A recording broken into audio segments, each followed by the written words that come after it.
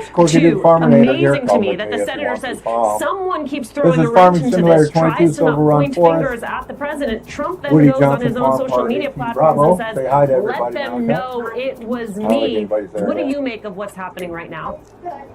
I actually thought it was interesting the way that Tillis began that interview saying, well, it's someone, and then he actually directly said the president is the person who could fix this. And so whether or not he thinks that it's Trump's lack of motivation to fix it or that he's listening to the wrong people, he did directly lay it at the feet of President Trump in a way that I had not heard previously, either from Cornyn or from Tillis. And so I do think that's notable because it directly draws the line for folks between the idea that this is a negotiation for Todd Blanche to ultimately shut down this settlement and then get the job of full-time attorney general, but it is very much something where Trump was always indirectly looming over it, and now Cornyn directly attached it. And so I think that that's notable and instructive.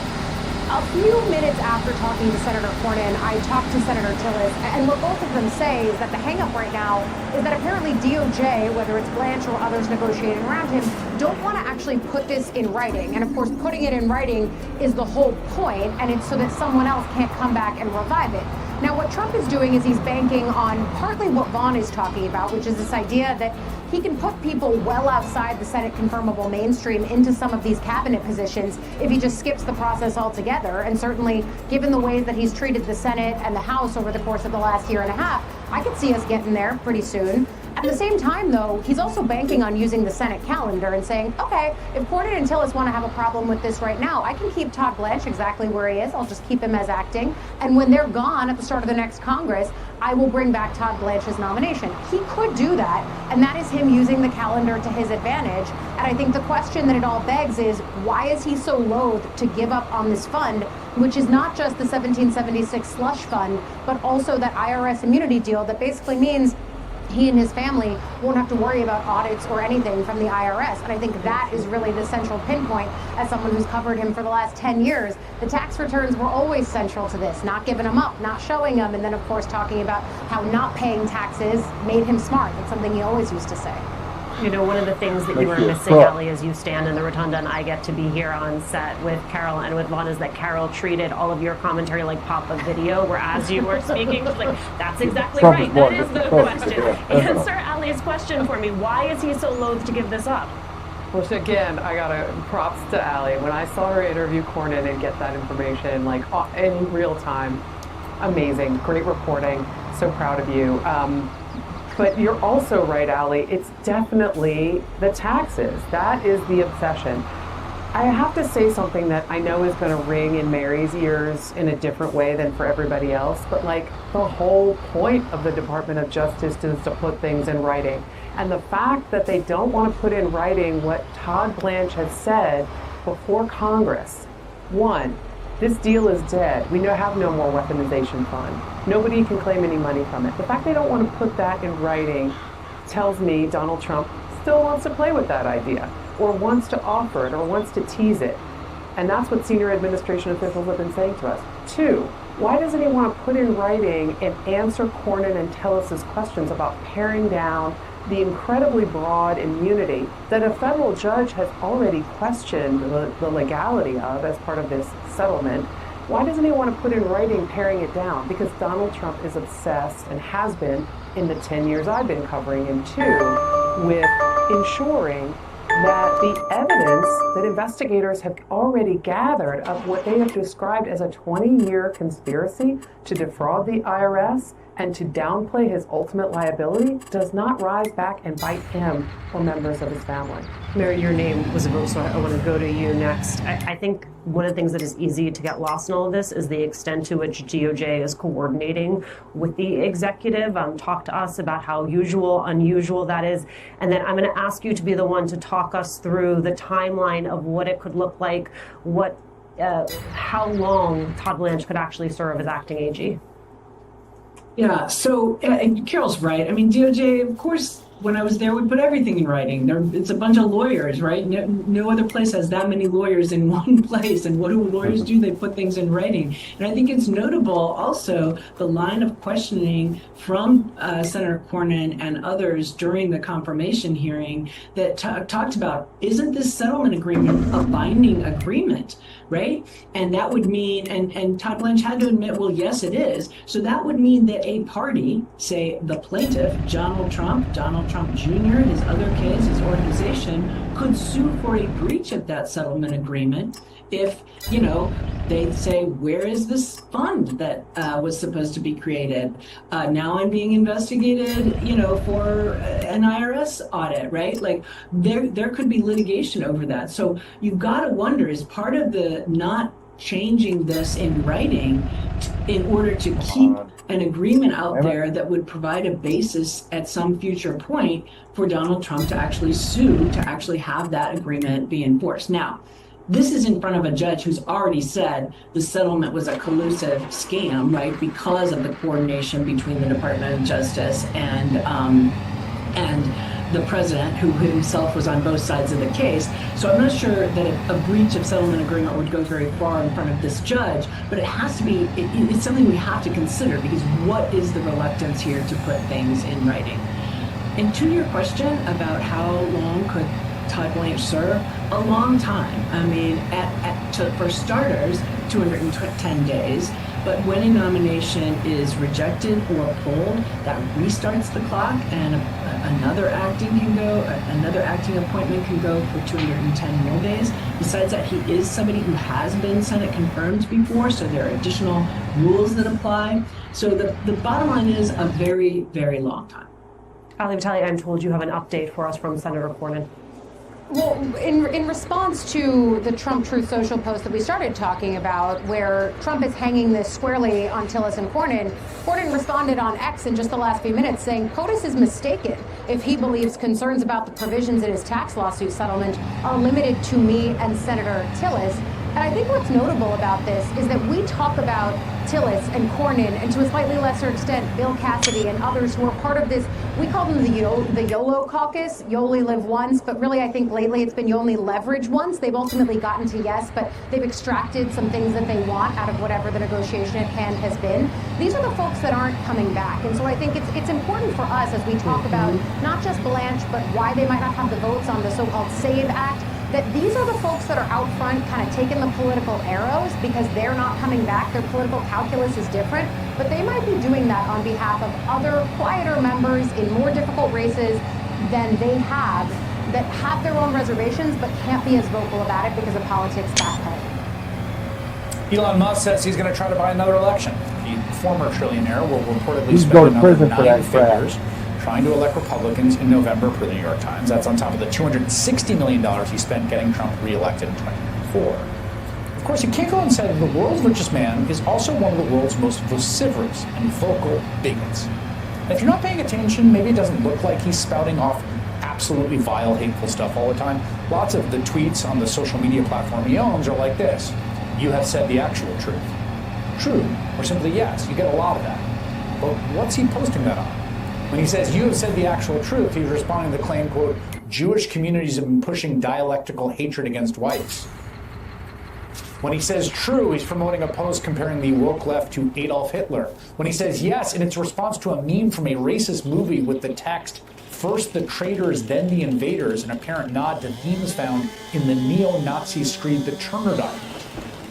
Jamel Bouie is an opinion columnist for New York Times, where this week he asked, why do we tolerate Elon Musk's racist commentary? Question in chief joins me now. Jamel, I loved your column, and it asks the question that I'm wrestling with. What do you make of the strangeness of how explicitly racist he is, how extreme he is, and sometimes, sort of toying with approval of violence, and the sort of lack of a response to it? I honestly, I asked the question in the column, but I myself am not entirely sure that I have a satisfactory answer. It's very strange. As you point out, if you just scroll through his replies and see what he is replying to, it is truly vile stuff. You mentioned the Turner Diaries. I talked about it a bit in my column. The ideological miasma that Musk has plugged into is very much from the same corners of the far right. as the Turner Diaries, and it's just right there. It's like it's not hidden. It's right in front of you. And so why is it that so many commentators and politicians and such just don't treat it as if it's a thing? Perhaps it's because people think it's not appropriate to call this stuff out. Perhaps because they think it sounds like you're being hysterical if you call this stuff out. But as I note in the column, you can make a good case that these views aren't just a quirk that Musk has, but have like material effects in the world. The destruction of the United States Agency for International Development last year by Musk. He bragged on his X account about putting it in the wood chipper by Musk is estimated at this point to have claimed over up to 700,000 lives, largely in places like sub-Saharan Africa. And to my mind, it's hard not to see a connection between his enthusiasm for destroying programs like USAID and his views. Yeah, let's play. I mean, this is something. It's been interesting. He has been kind of very defensive about those estimates, about what is done, and not just estimates, reporting. I mean, multiple outlets, including New York Times, has done great work on this, of actually going to places and like talking to a mom who lost her child because the maternal care she had funded through AID was cut off, as an example. He was recently interviewed by the editor-in-chief of The Economist, who he later called enemy of the West. They have this exchange. Take a listen. So you don't buy the idea that anybody, and to put it really crudely and simply, any kid in Africa died because of the suddenness with which... Zero. I just don't think that's right. There were huge numbers of things shut down in Africa that were No, there were health-related. claims of this. These claims are false. Zero died because Well, of that's those. what... You see this sort of reality distortion field there too, right? He's got his platform, he's got $1 trillion, and he's just going to bully his way through what the facts are. Right. He refuses to take responsibility for anything. I mean, it's interesting, right? It's clear that according to his ideology, he shouldn't be upset if all these people died. And yet he seems to know that if it is the case that all these people died, it does reflect, to put it lightly, incredibly poorly on him and his legacy. And it may even be the kind of thing that overshadows the legacy he wants to have, which is of industrialist, technologist, person who's bringing humanity to the future. If in fact what his legacy is the needless deaths of hundreds of thousands, perhaps millions of people, then it erases everything he's done prior and everything he does after. That's it. That's what he's known for. There's a strange asymmetry happening where you're watching this situation happen in which every Democrat in the country has to answer for the views of the Democratic Social America platform created by a bunch of people whose names I don't even know that produce some documents on a website. And everyone has to respond to it. Elon Musk is the single biggest Republican donor, I think, at this point. I mean, he backed Donald Trump for $260 million, is going to be tens, if not hundreds of millions of dollars again. And somehow no one has to answer for that. There's no the most powerful person, the richest person in the world, spouting off things like first the traitors, then the invaders was an image of a gun, meaning first you shoot the leftists and then the immigrants. No Republican's got to answer that, apparently. Part of me wonders if this isn't part of maybe a larger pathology in political media, man. Which is that I don't know why you're Democrats haven't laughing. made hay of this, None of right? this shit is And funny. so if Democrats don't make hay of it, there's sort of this thing where, we're not talking about gonna make hay people of it on their dying, behalf. People have to not make a hay of fucking it, and chunk then in there. Republicans will answer, and you'll cover the back and forth, you'll cover the piece of controversy. Now, as I say this, I don't even find it that persuasive because, again, I think you're right.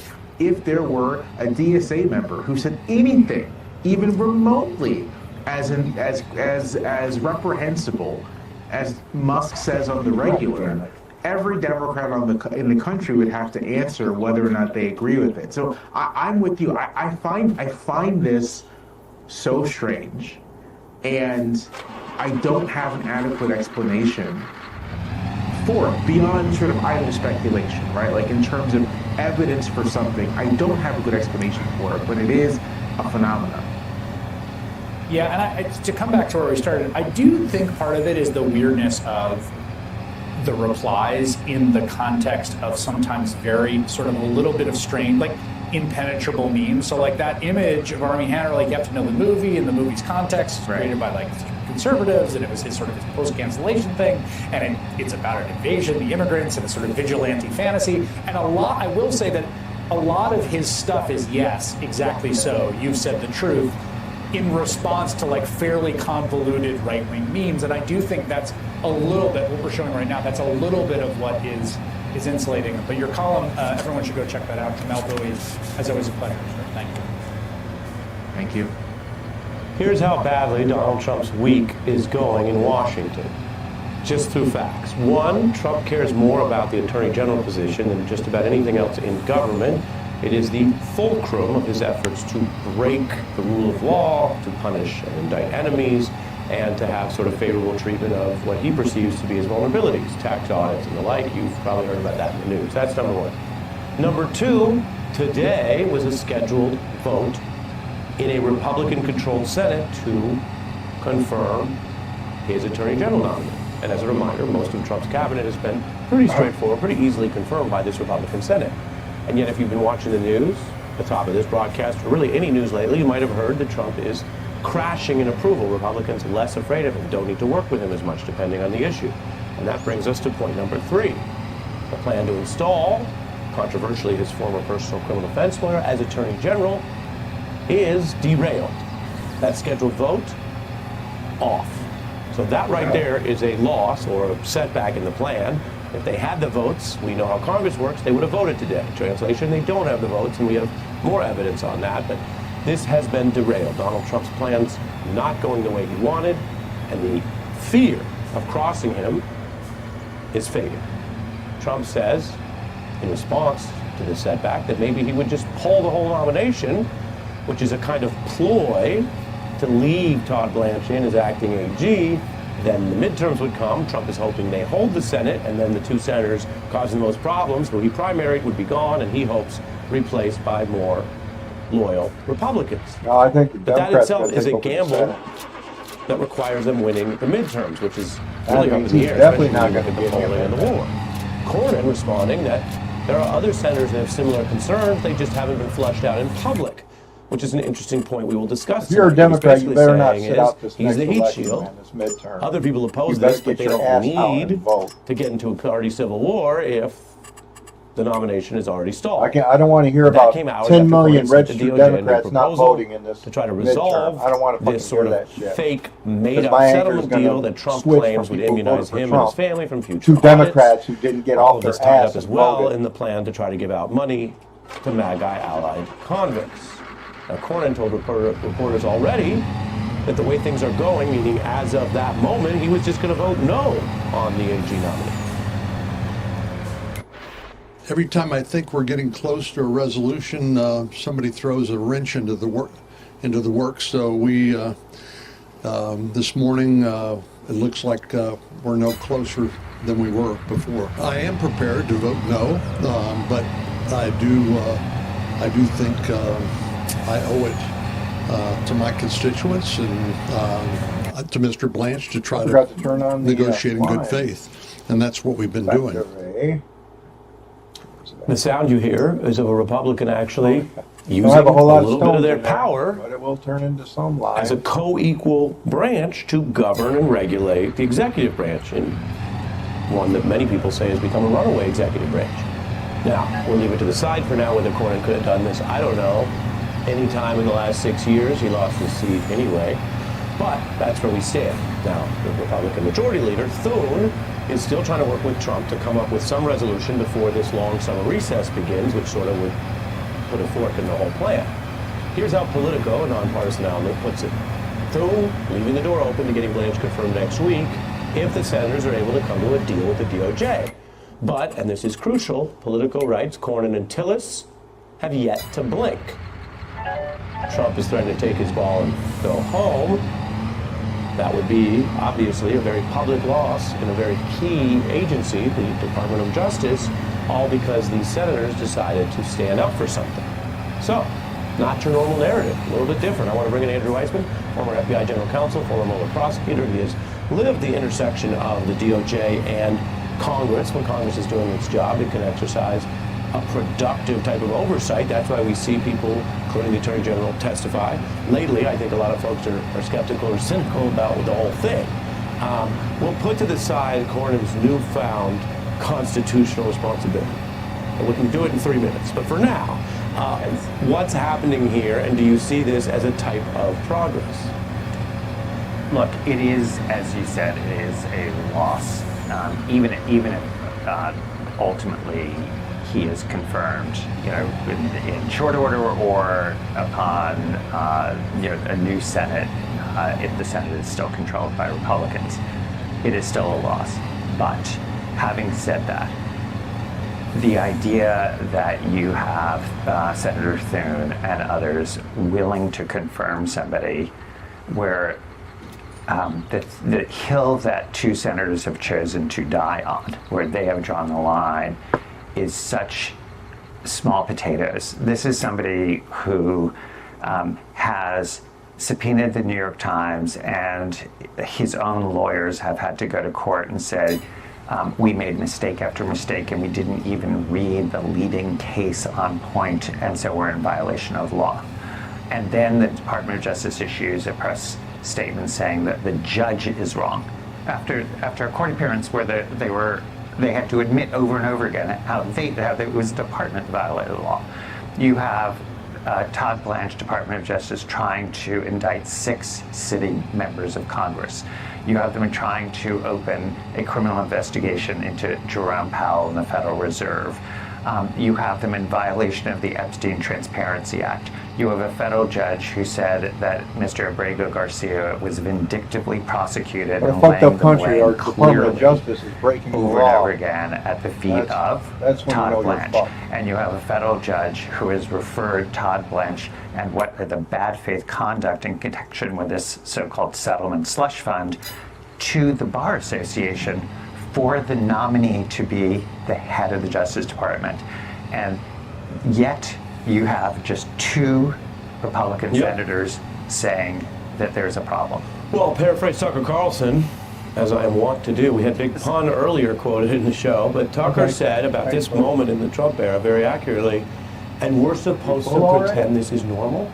I mean, there is nothing normal or in bounds about this kind of Attorney General. And whether people like to hear it or not, the President is fully entitled to nominate a qualified Attorney General who has strong conservative policy views. Absolutely. Jeff Sessions was, at the time, one of the most right-wing voting members of the Senate, but he did, by all accounts, follow the DOJ rules, went through a confirmation process. Here you have someone who, as you're pointing out, is already on a rampage against the rule of law, against the First Amendment, the Fourth Amendment probably, depending on how you view the subpoena abuse, and a heck of a lot of other rights and rules. And so you kind of say, to get back to the Cornyn of it, if I can nerd out with you, if this flies, then what the heck? I want to play a little bit of this was Trump and Cornyn because this has become their standoff. Maybe you have said that the weaponization fund is a moot issue. Is that your position? At the time, that has nothing to do with it. This is about making sure that even if you're the President of the United States, you don't get favorable terms from the government in a settlement of a lawsuit that ordinary citizens would not get. You know, it's a combination of lawyerese and Washingtonese. The way he says that, I mean, I have it written here. You don't get favorable terms from the government in a settlement of a lawsuit that ordinary citizens would not get.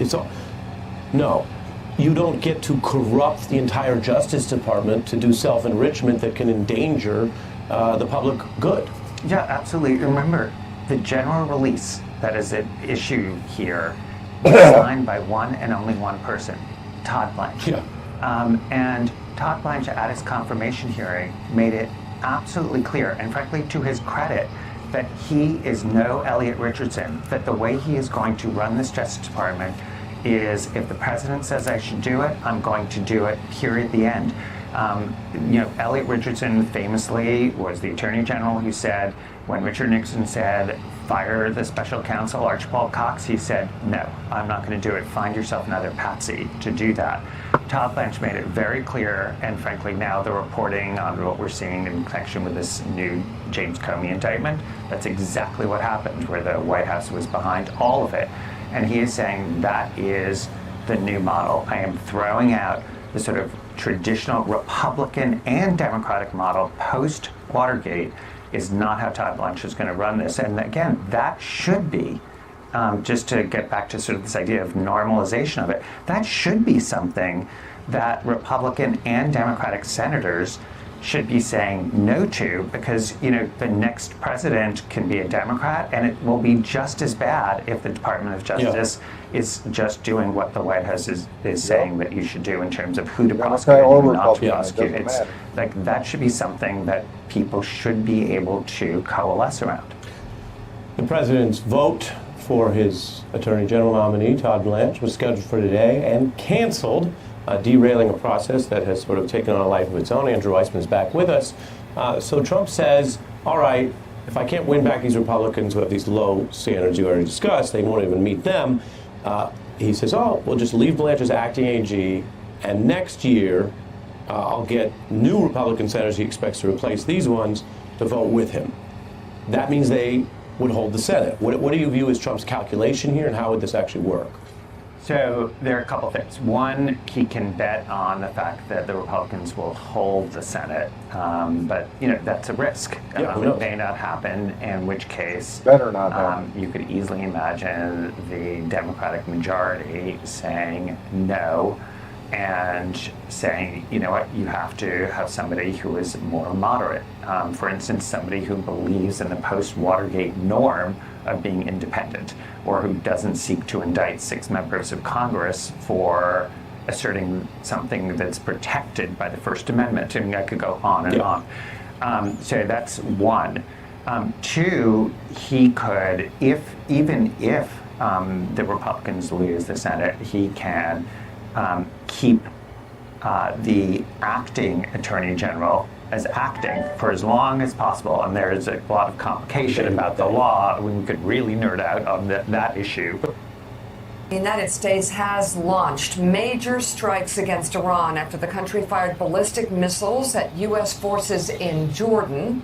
President Trump had promised retaliation after the attack by Tehran, saying, quote, "We're going to be hitting them very hard because it's our turn." The strikes come as the war enters its 6th month, and amid reports of growing frustration inside the White House. NBC News reports Trump has become increasingly exasperated by the length of the conflict and Iran's refusal to reach a deal.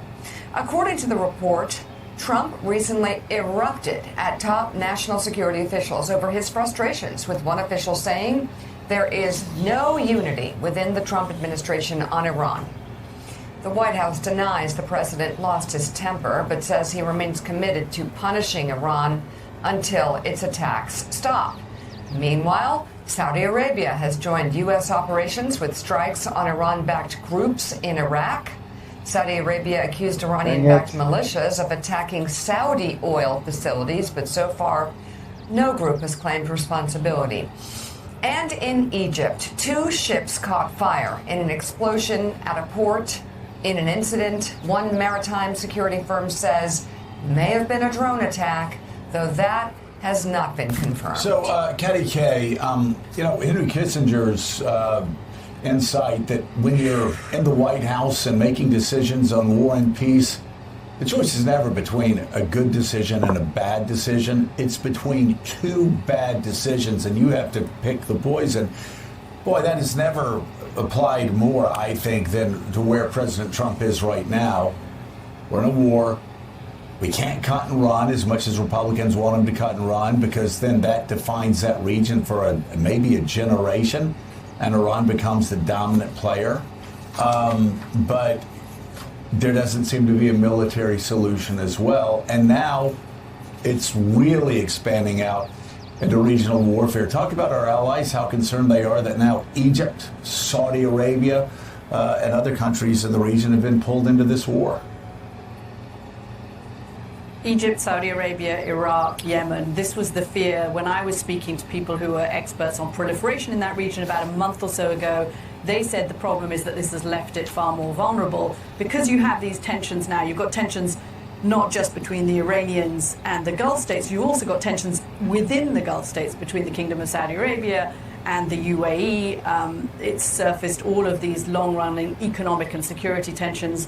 The Saudis don't want the Israelis to be helping the Gulf states with any kind of defensive measures, which they were doing early on in the war. So I think we really do have a situation now where if this does not get resolved diplomatically with serious negotiators, with experts who understand what proliferation is in the region, then we are in a position where this could expand beyond what was initially seen as just a strike by the Americans and the Israelis against Iran. And you've got the prospect longer term of nuclear proliferation in the region as well. You're right, Kissinger was right. If it gets to the president's desk, it's probably because there's no easy solution anyway. But the easiest solution would have been just not to go in. And now that they are in, they've got to find a way diplomatically to get out of this. No doubt. That was the original sin going in, but we are there now. And, the fact that Egypt has now been brought into it, the fact that the Saudis have reluctantly decided they're going to have to engage aggressively, it expands into a regional war. Let's bring in right now decorated combat veteran and former commander of the U.S. Army Europe, retired Army Lieutenant General Mark Hertling. He's an MS Now military analyst. General, of course, the decision was made to go into Iran. And people on this show, I'm sure you, everybody else said the president shouldn't do it. The president did it. So we are here now.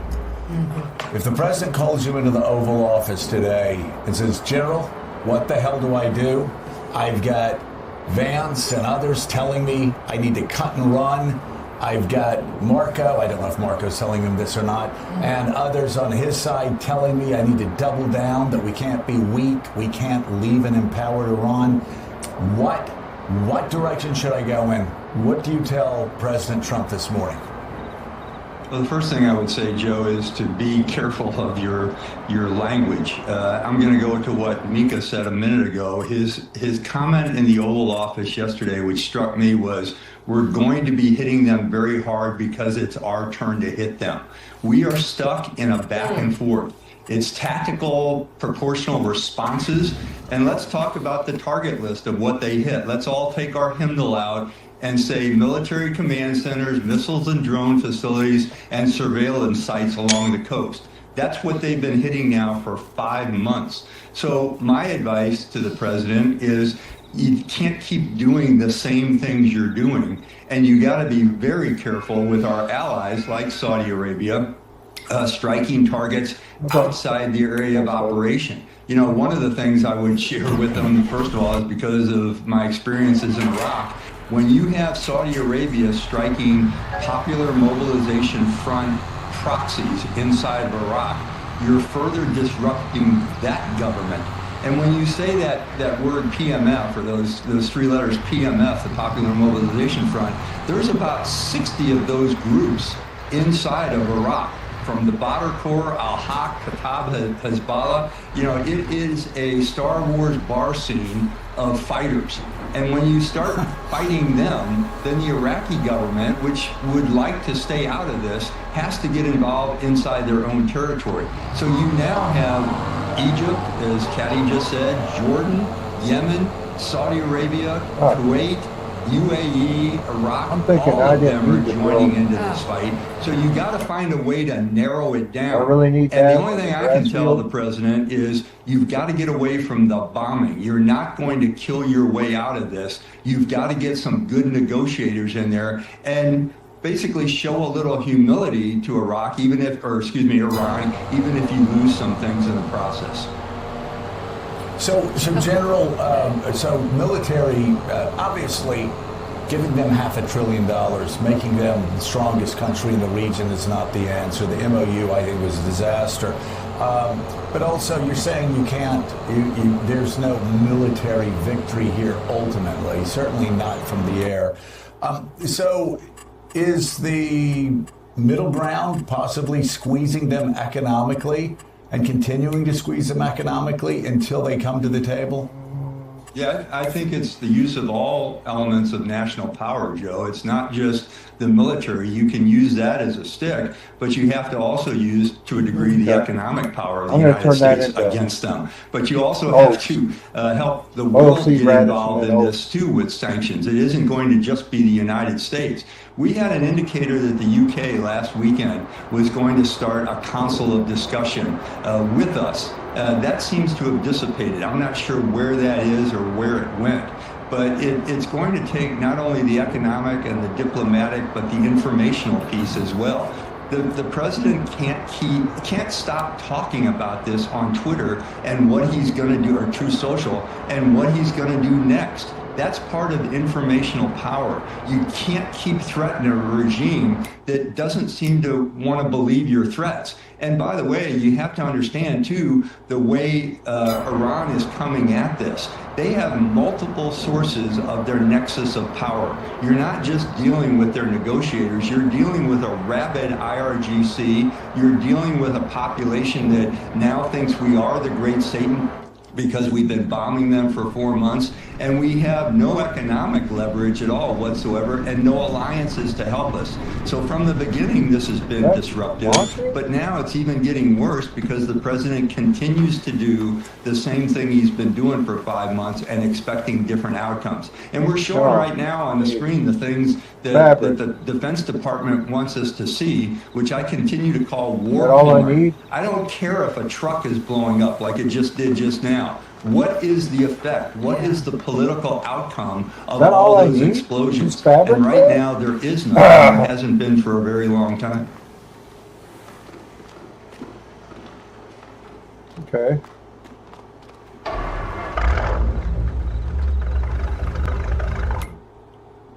Gonna have to buy it because I don't have any fabric.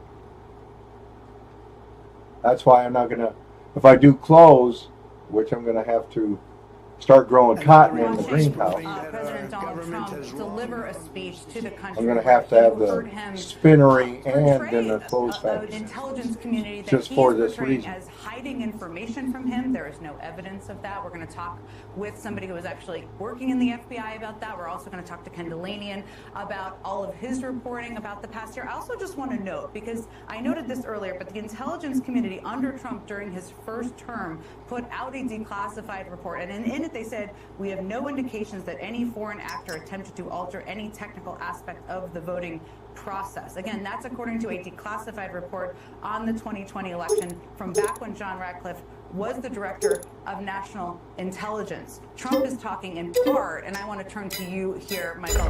He's talking in large part here about raw intelligence, 3,600 fabric. They can be so 4,000 will give me 400 extra. Into the FBI. A lot of those are just thrown out. Thousands of them, even on a daily basis. Explain to people watching who just heard him kind of portray a universe where the intelligence community. It's for the sale, the fabric is. How this actually works. Why raw intelligence wouldn't be even presented to a candidate or put out publicly? Yeah, so the intelligence community collects easily hundreds of thousands of data points. I don't know why we can't have 18th century cannons on it. It's a sailboat, right? Signals intelligence. They collected not a good idea. Electronic signatures and environmental variables in a given geographic area. And a lot of what they get turns out not to be true. So if I call the CIA or I call the FBI with a tip, there is a record, documentation of what I said. But that doesn't mean it's been verified, that doesn't mean it's been analyzed, and most importantly, that doesn't mean that it's true. So what we could be seeing happening here is essentially they take all the conspiracy theories that made their way to the intelligence community, were looked at, vetted, found wanting, and therefore jettisoned.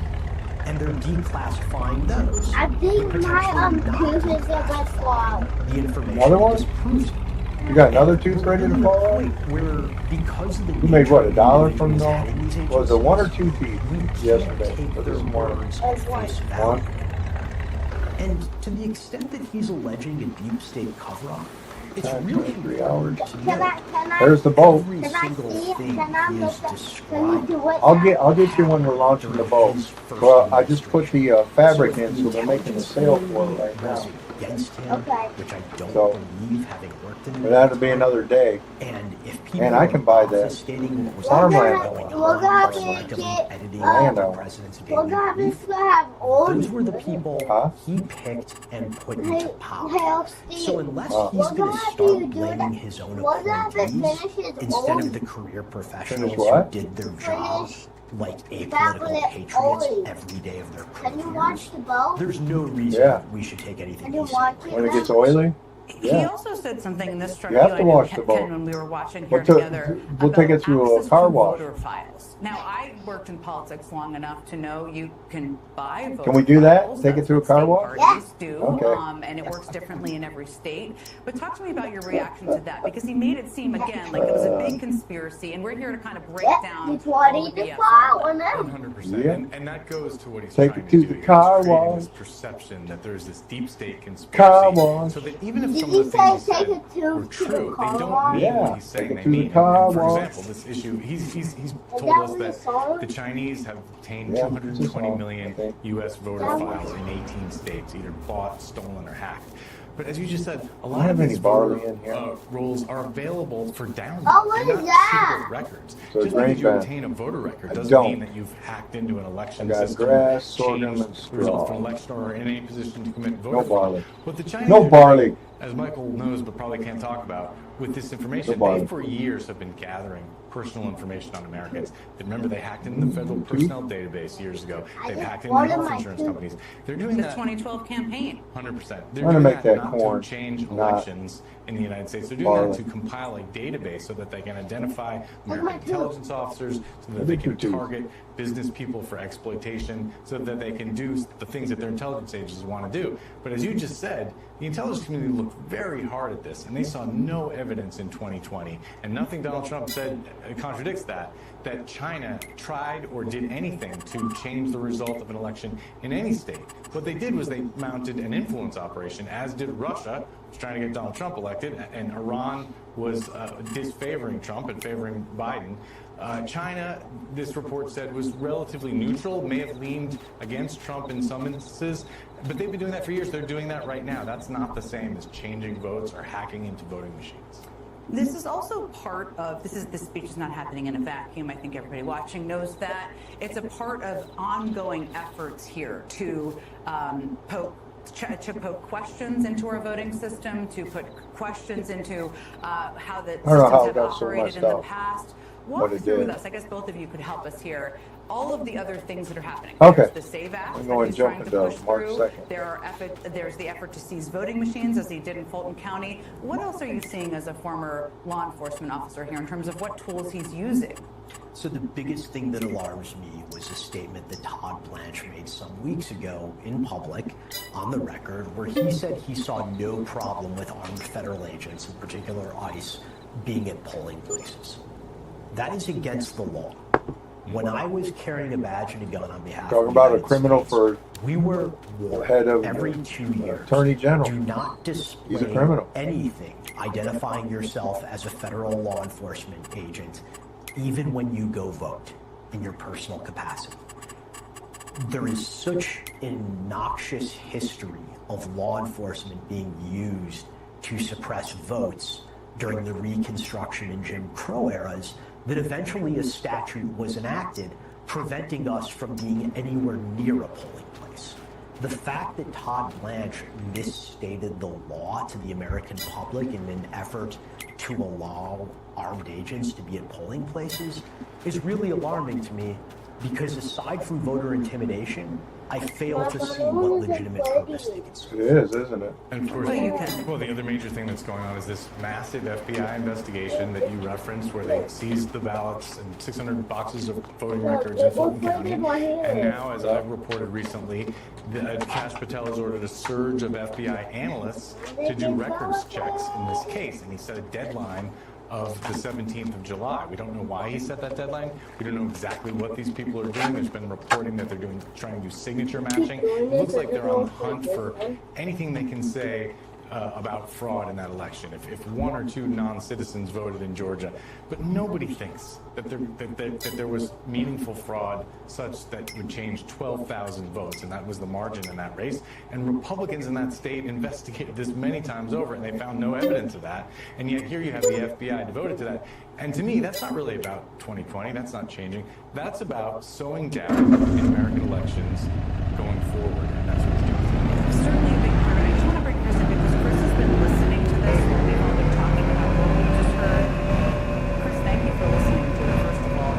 What have you heard over the last, I guess, 10 minutes or so since we called out of that speech that's disturbing to you? What stuck out to you? Well, it got worse. I mean, it's a little bit like trying to paint like a crazy person standing naked next to you on the subway claiming they're Jesus Christ, that they're not actually Jesus Christ. Like, well, Jesus Christ was born 2,000 years ago, and you're standing like it's so off the table of what is plausible, rational. But one of the really insidious sections right after we got out is him basically saying, essentially, I'm paraphrasing here, that everything on the right is my property. It's going to be a very good field with a hill sitting on the hill right there. And all that wood is mine that I can chop down. There is no assessment of that. I'm not an expert in cybersecurity, but what's insidious about that, right, is he's creating the rationale to claim a loss is the result of some hack, right? That's very clearly what this is about, right? So he's trying to undermine confidence in the system. He's trying to create some sense that there's vulnerabilities there so that in the future, a loss he can say was the result of this nefarious foreign actor. It's very clear that that's what that section of the speech is trying to do. No question. I mean, it is trying to lay the predicate for the future. It is trying to rewrite the past. They're all completely related.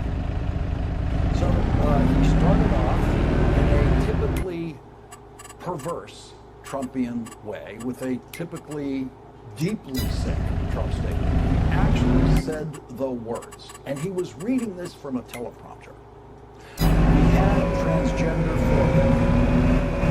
So I guess that was what Donald Trump's way of coming out as transgender, because everybody means the guy who's saying it.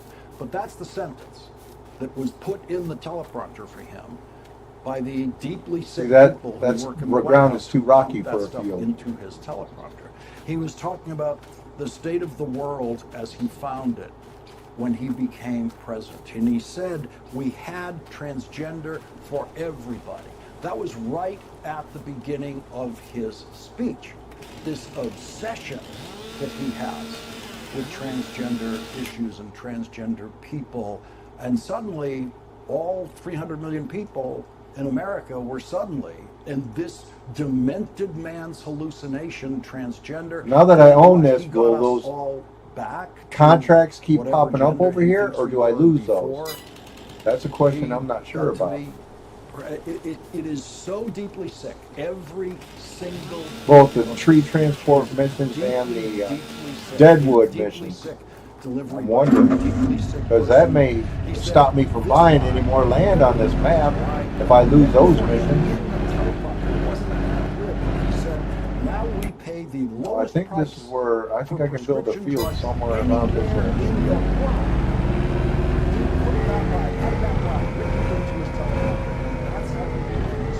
And it began as what seemed like a State of the Union address halfway through the year. Just a State of the Union address. These are all the wonderful things I've done with this presidency, including... This looks like a good spot for a field right here. And we are winning big in Iran. That was there.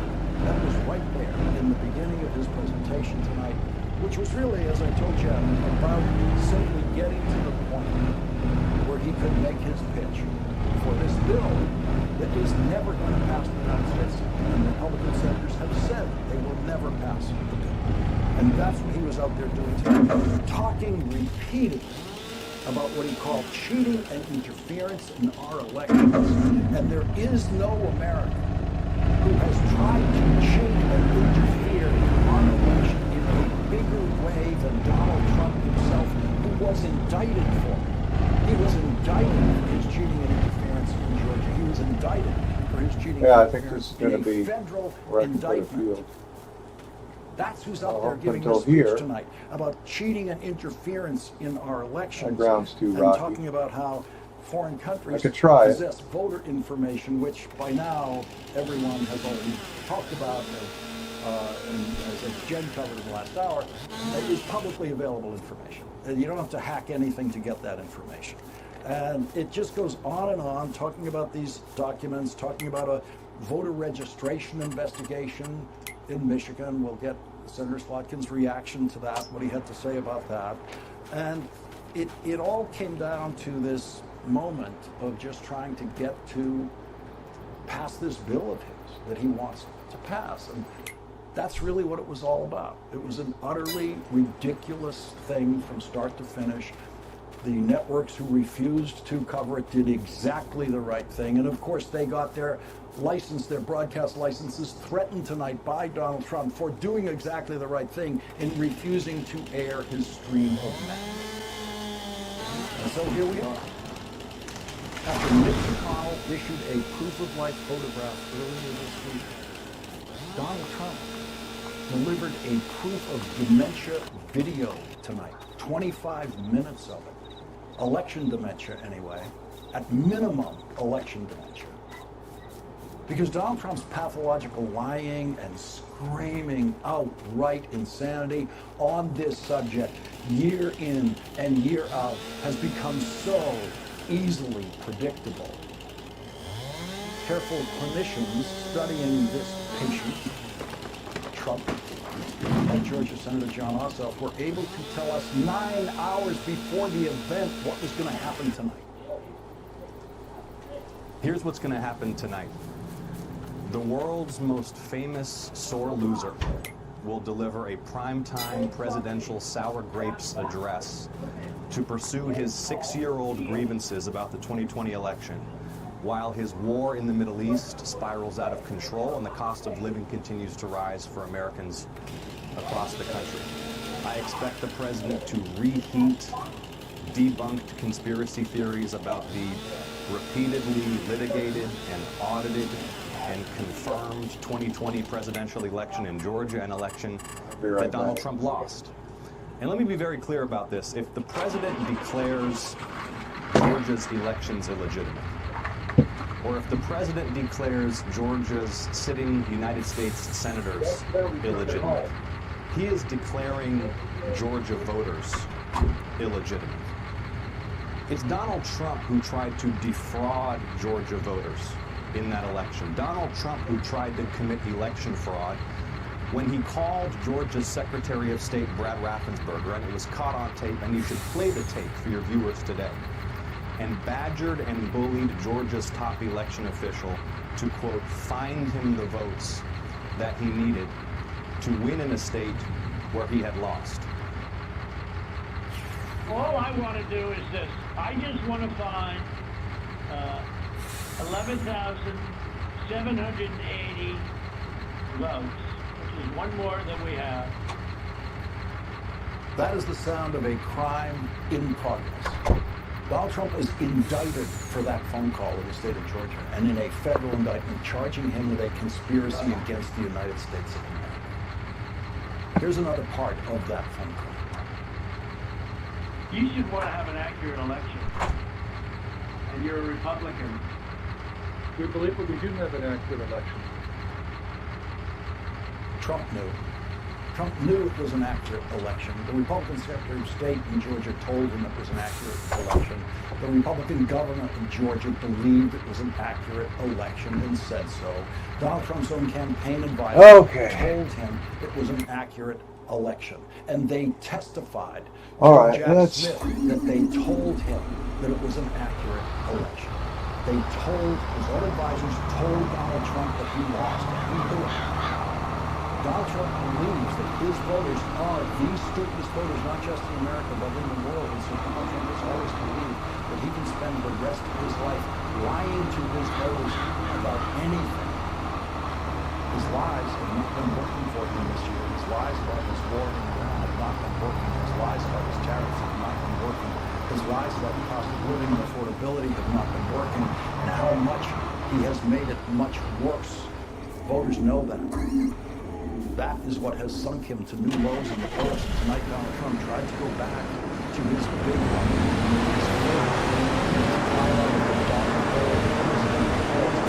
He defiled the White House once again with a 25-minute demented exhibition of political pornography just to say this. Congress must pass the Save America Act. Okay, I started the show telling you we were going to be here with the best experts breaking down conspiracies, debunking crazy things that come out of Donald Trump's mouth, and also fact-checking whenever we can. So we're going to continue to do that because our colleague, MS Now senior national security reporter David Rode, has been looking at these documents, the ones Mark Warner says he has already seen because they saw them on the Intelligence Committee, and talking to people about them. So David, let me bring you in. You've been talking to people about these. You've been looking at them. What have you found so far? I'm talking to former officials, and they recognize these documents also. They appear to be legitimate. They're massively redacted, so it's very hard to make any sense of them. What I'm looking at right now on my screen, it says sensitive government agency. That's been like labeled.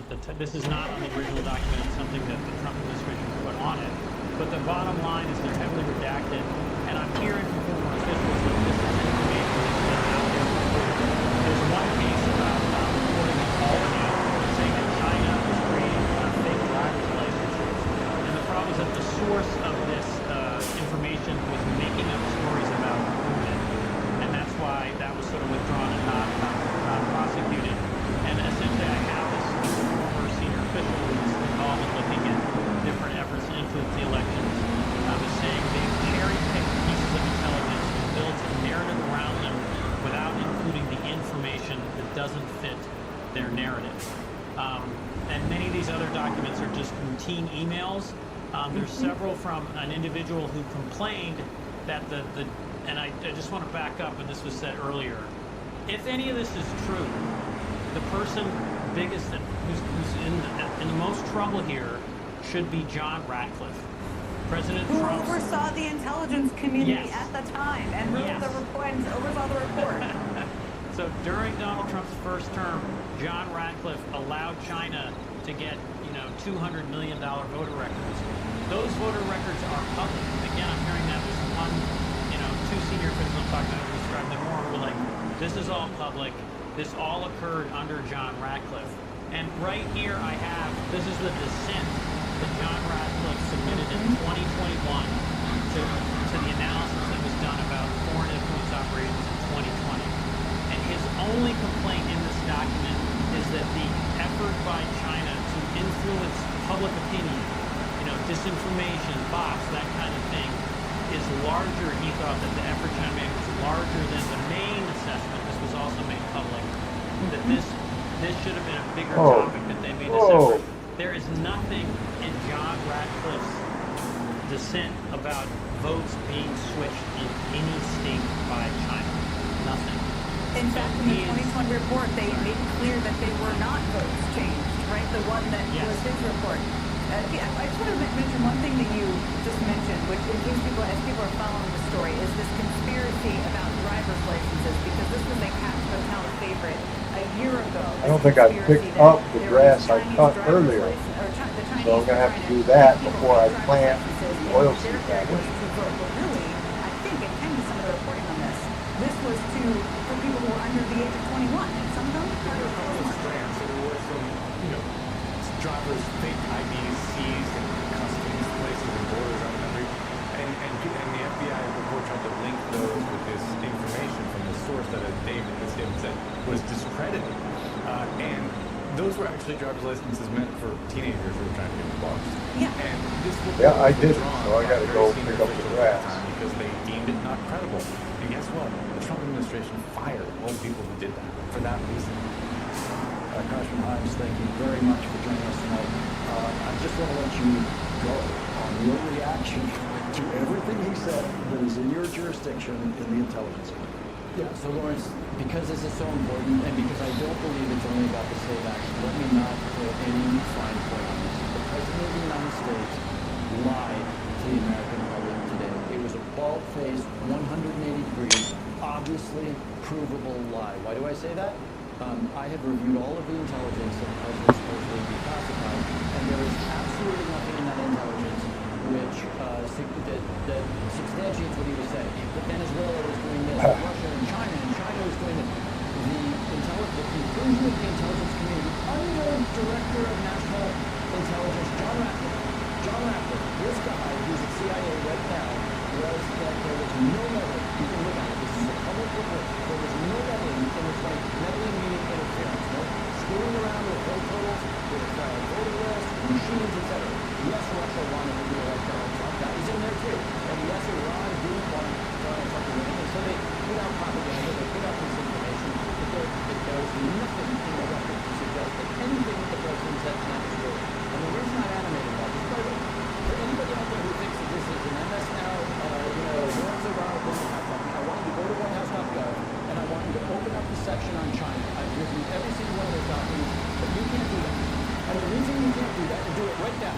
Do it right now, and you will see that every single one of those China documents is almost entirely redacted. It is black line after black line after black. You can't read anything. There's individual words. There's maybe 20 words in 30 documents. By the way, if those documents did anything to prove the president's case, do you think they'd be redacted? No. You would have more than 12 words. Look at the Venezuela report. Please, go to whitehouse.gov right now and look at the Venezuela report. And what you will see is an old report that says, hey, Maduro and Chavez before him, they wanted to influence, here's the key word, Venezuela elections. Right? So the president of the United States says, look, Venezuela wanted to influence elections. And so what the president did tonight was lie. And the issue I'm going to take with you, Lawrence, is that yes, maybe it's probably about to say that, which is a ridiculous solution to a problem that does not exist. Foreigners cannot vote in U.S. elections. That's the fact. But what worries me, and the reason you hear some emotion and some passion right now, is because here's the scenario. Election day is going poorly. John Ossoff has been clearly reelected. In Michigan, a Democratic senator has... So the House of Representatives is about to change hands to a Democratic majority and maybe even the Senate. And what do you think happens? I know what happens because I was stuck in the chamber on January 6, 2021, when a mob of thousands of people motivated by the president tried to stop the transfer of power. So when Donald Trump sees that those are the results, which are likely, he's going to say, remember in July when I told you that the Venezuelans and the Chinese, that's exactly what happened. So what we're talking about here is not about the SAVE Act, which is an abomination, but it is about setting the stage for Donald Trump to reject the results of the upcoming election. And every American citizen, and I know it's hard to reach some of the president's most closest acolytes, because I work with 220 of them in the United States House of Representatives. That's the Republican conference. But this is a moment for the American people to say, what is going on here? Look at whitehouse.gov, look at the China section, and look at document after document after document, which is nothing but black lines of redaction. That's what the heck? I believe you and the New York Times and other members of Congress are going to completely dismantle, as you're doing right now, and I want to encourage you to keep doing these documents that he's talking about. But take me to this other point. Take me to that election. Now we're after the election. And the scenario you just came up with, we're counting votes in Georgia, and you said Donald Trump will reject the election. And do what? Here's what happens. Senator Ossoff, who you just had on tape there, has clearly won. Yeah. We know how the president feels about Georgia. You ran the clip. When he lost Georgia, did he concede? No. He called up Brad Raffensperger, Republican Secretary of State, fined me 11,000 votes. Clearly corrupt. No one can look at that and say that's anything other than criminal, but also corrupt. Right. So when John Ossoff wins, this is just one example. And remember, there's a Senate race in Michigan, there's a Senate race in North Carolina. Donald Trump looks at that and he says, my people in Venezuela, because remember, Donald Trump and Marco Rubio are running Venezuela, have found secret intelligence that shows that in Caracas, Maduro's cousin manipulated voting machines in Georgia. This is how this happened. This is how American democracy goes away. Now, a lot of people know me. I've been in this position for some period of time. I'm not an alarmist. In fact, I get a lot of guff for being a little overly optimistic and overly calm. But understand what happened tonight. The president was setting the context. He was setting the basis for him to turn around at midnight on Election Day and say, I warned you. I warned you back in July that the Chinese were doing XYZ and the Venezuelans were doing XYZ and all this terrible stuff. It happened tonight. I am deploying federal officers from the Department of Homeland Security in 7 states. Overseas and helicopters in those states. We know that lots of undocumented aliens are in those states. So race is about what happens when all of a sudden we lost the country of 70 boxes people. That is the moment in which American democracy dies. Make no mistake, what happens? What's the defense? The defense of these guys is what I'm trying to do about it, which is that the American people need to understand, as much as you're liberal or outside, as much as you may vote for the Democrats, there is something that we care about more than our party affiliation, and that is the preservation of our democracy. And part of the energy you're hearing from me tonight is the fact that I know from the last people out there, the Chamber of the House of Representatives, on January 6th, 2021, I saw our democracy come this close to end. And the energy you're hearing from me tonight is that I've seen it happen. And this is the moment that every American should go to WhiteHouse.gov, as the president has to do, to look at the China section, to read the report. John Ratcliffe, old friend of mine, runs the CIA right? Old friend of mine, current friend of mine. Please read his statement. Read his statement on Twitter. It says, we provided documents. Every American should look at those documents. No one in John Ratcliffe, the president's guy running the CIA, in his statement does it say, and I agree with everything the president said tonight. You know why he doesn't say that? Because he doesn't. There are now 110 days until midterms, and tonight Donald Trump showed his hand. In a speech lasting nearly half an hour, he revived many of his old, debunked claims about an old election while largely ignoring the key issues that have been at the top of many American voters' minds. Trump ordered the immediate declassification of documents that he claims contain evidence of foreign interference in the 2020 election, and specifically accused China of acquiring hundreds of millions of voter files and alleged that members of the so-called deep state suppressed evidence. Over a period of years, starting during the 2020 election cycle, the People's Republic of China carried out what is believed to be the largest compromise of election data in history, resulting in China's illicit acquisition of 220 million U.S. voter files. Members of the deep state, very, very famous group of people in many cases, in our intelligence agency worked to actively suppress and downplay information about the extent of China's sinister election meddling. Trump and others in his orbit have actually been making some version of these same claims for years. Most of what we got tonight was a big number of the same. Voter data that Trump claims China acquired. Names, addresses, phone numbers, political party preference.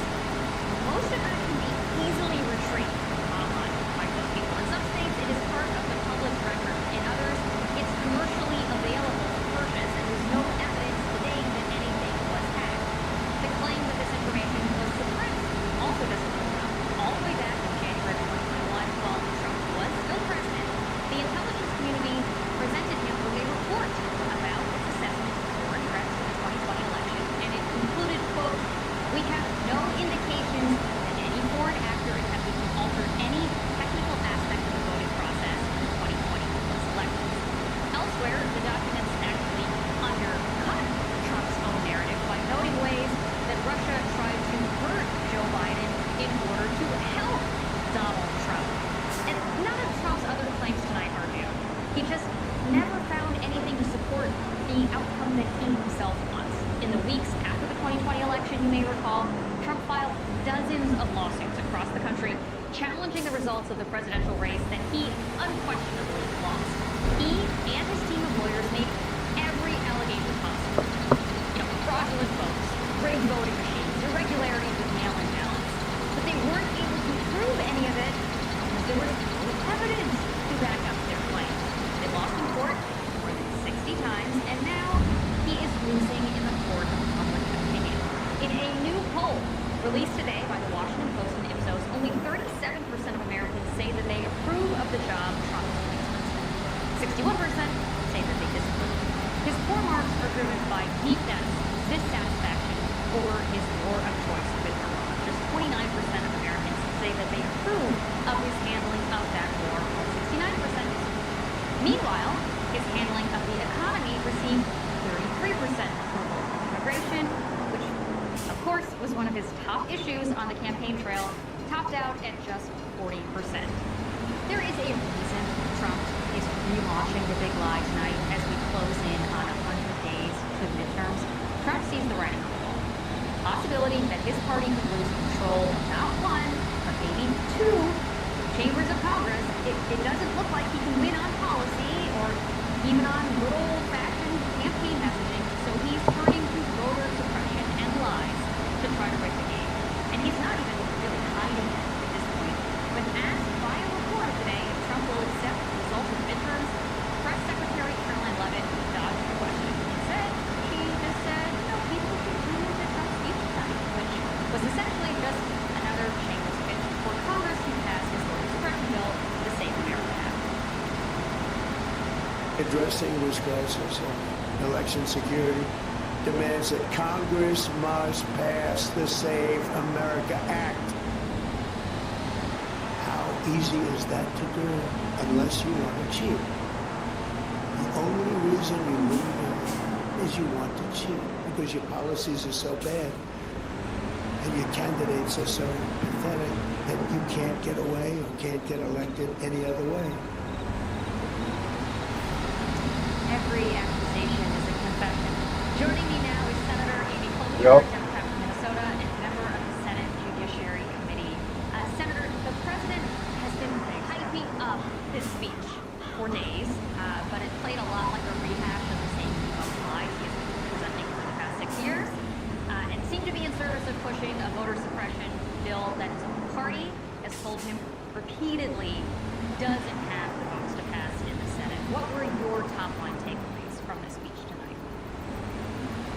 The first one is that this is a man desperate to hold on to his power, and he will do anything to keep that power.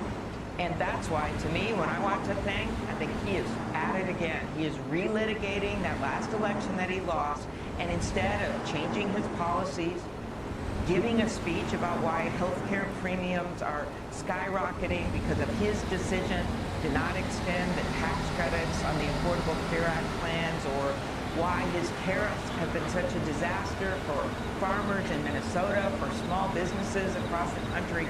He chose, instead of changing his policies, he chose to try to undermine the election because he wants to make people scared to vote, and he wants to, it almost to me as if he was inviting attack on our election structure. Oh, he is. Because a lot of these things we've known about before. We know foreign powers do try to attack our systems, but as we know from 2020, if you have some people in place and you've got some strong secretaries in place, Secretary of State's in place, you can protect it. And his own Attorney General at the time, as well as the man in charge of his election security, Chris Krebs, all had said that that election was secure. And in fact, judge after judge after judge, including Republican-appointed judges, Trump-appointed judges, verified that that election was secure. We've also been reading the documents tonight. I've been spending the last couple of hours going through them. And so far, they are... I'm doing my best. I haven't gone through everything. But so far, they're pretty underwhelming, I would say. One of the documents released tonight says that China prefers that President Trump be defeated and has stepped up public rhetoric criticizing his administration, but also says Beijing did not intend to try to affect the election. And that same document brings up Russian involvement to help Trump. I'll quote you from some of it. We assess that Russia is using a range of measures primarily to denigrate former Vice President Biden and what it sees as an anti-Russia establishment. For example, it is directing or encouraging proxies to spread claims about Vice President Biden. Some Kremlin-linked actors are also seeking to boost President Trump's candidacy on social media. There are even references to Burisma. We really want to make these deep cuts, and you know, there's references to planning to drop a big scandal about Joe Biden. Doesn't all of this cut against Trump's claims that foreign interference is the reason why he was not in the White House come 2021 to 2020?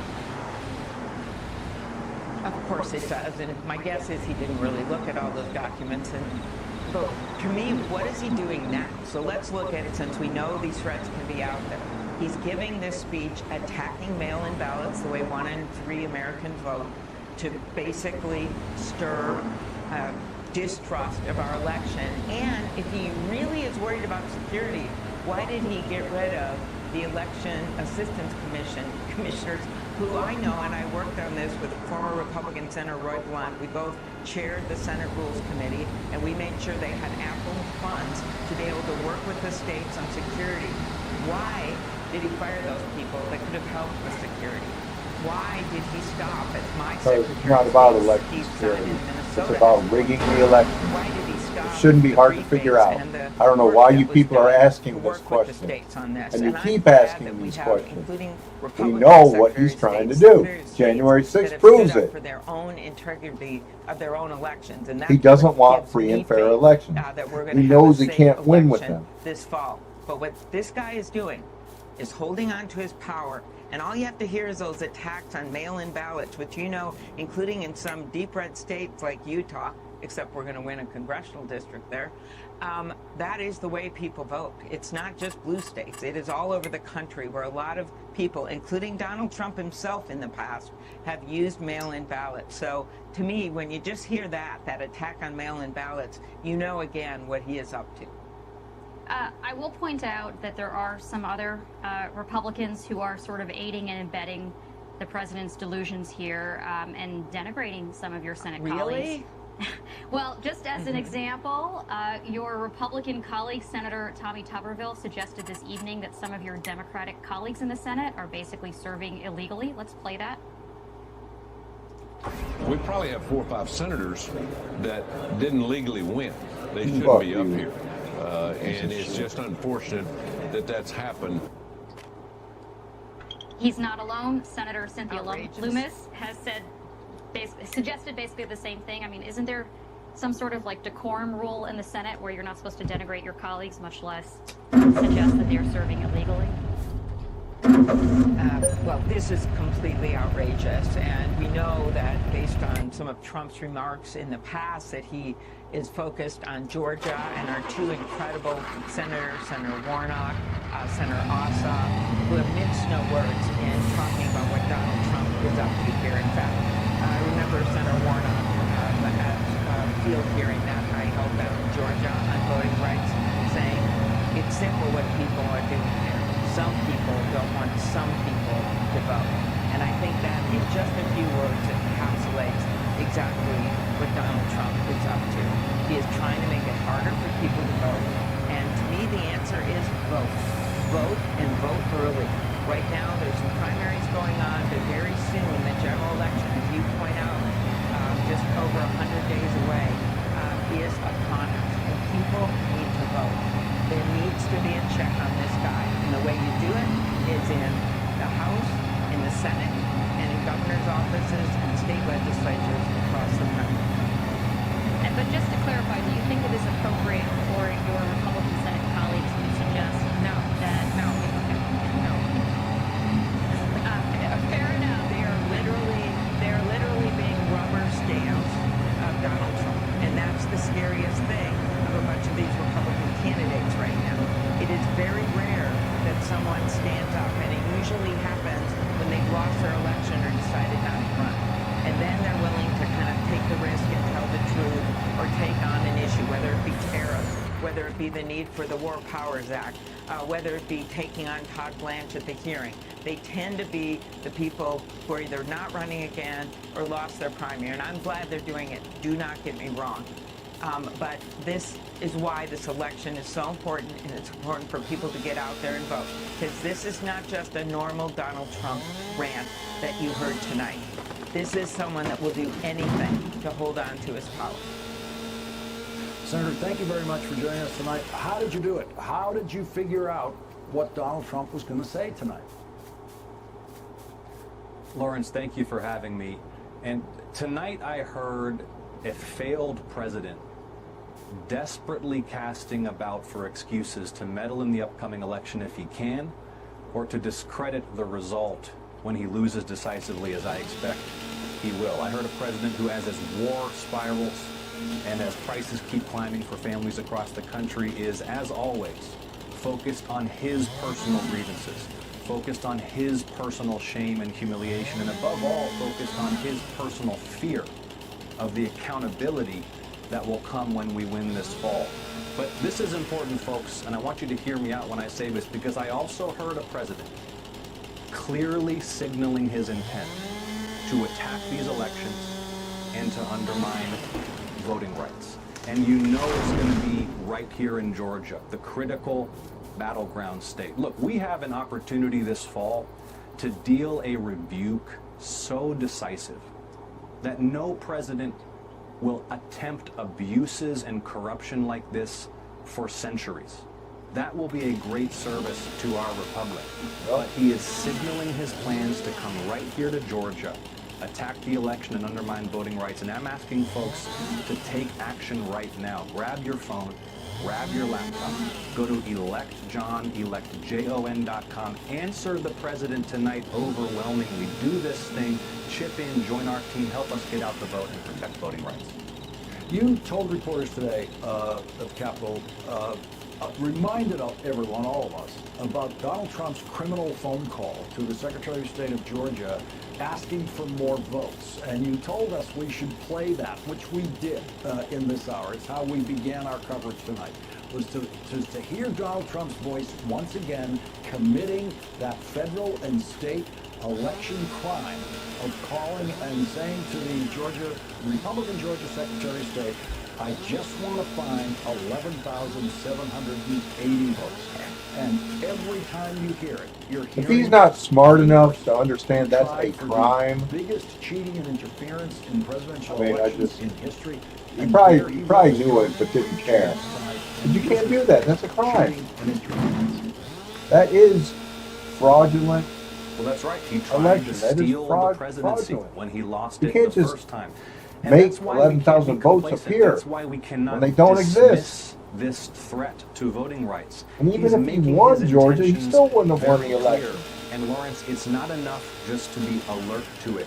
We have to take action right now. If the effect of the president's speech is that everybody tuned into this broadcast right now goes to electjon.com and helps empower my team to do what we need to do, win in Georgia, then we're taking effective action to fight back. Jim Himes offered the scenario in your particular election earlier in this program tonight. The vote, he's imagining a world in which the polls are closed, it's the election night, you're winning, the pattern is showing that you're winning, maybe even the networks are calling it for you at that point, and Donald Trump sends in federal agents to seize the ballots in Georgia. Jim Himes, one of your counterparts on the House Senate Intelligence Committee, now believes that is not just possible, but that could very well be Donald Trump's plan and intent. What could Georgia do about that? Look, I think we can't put anything past this man. He is depraved, he is amoral, and above all, he cares immoral. He's not about amoral. himself. He is immoral. That is why we need to win here in Georgia by overwhelming margins. We can leave nothing to chance. I want folks to know. I wouldn't expect a Christian to understand the difference between amoral and immoral. He is not deterring or intimidating anybody. He is galvanizing defiant determination to stand up to this president and to vote like Georgians have never voted before. But we have huge work ahead of us to mobilize the kind of massive, overwhelming turnout necessary to win decisively in this crucial battleground state.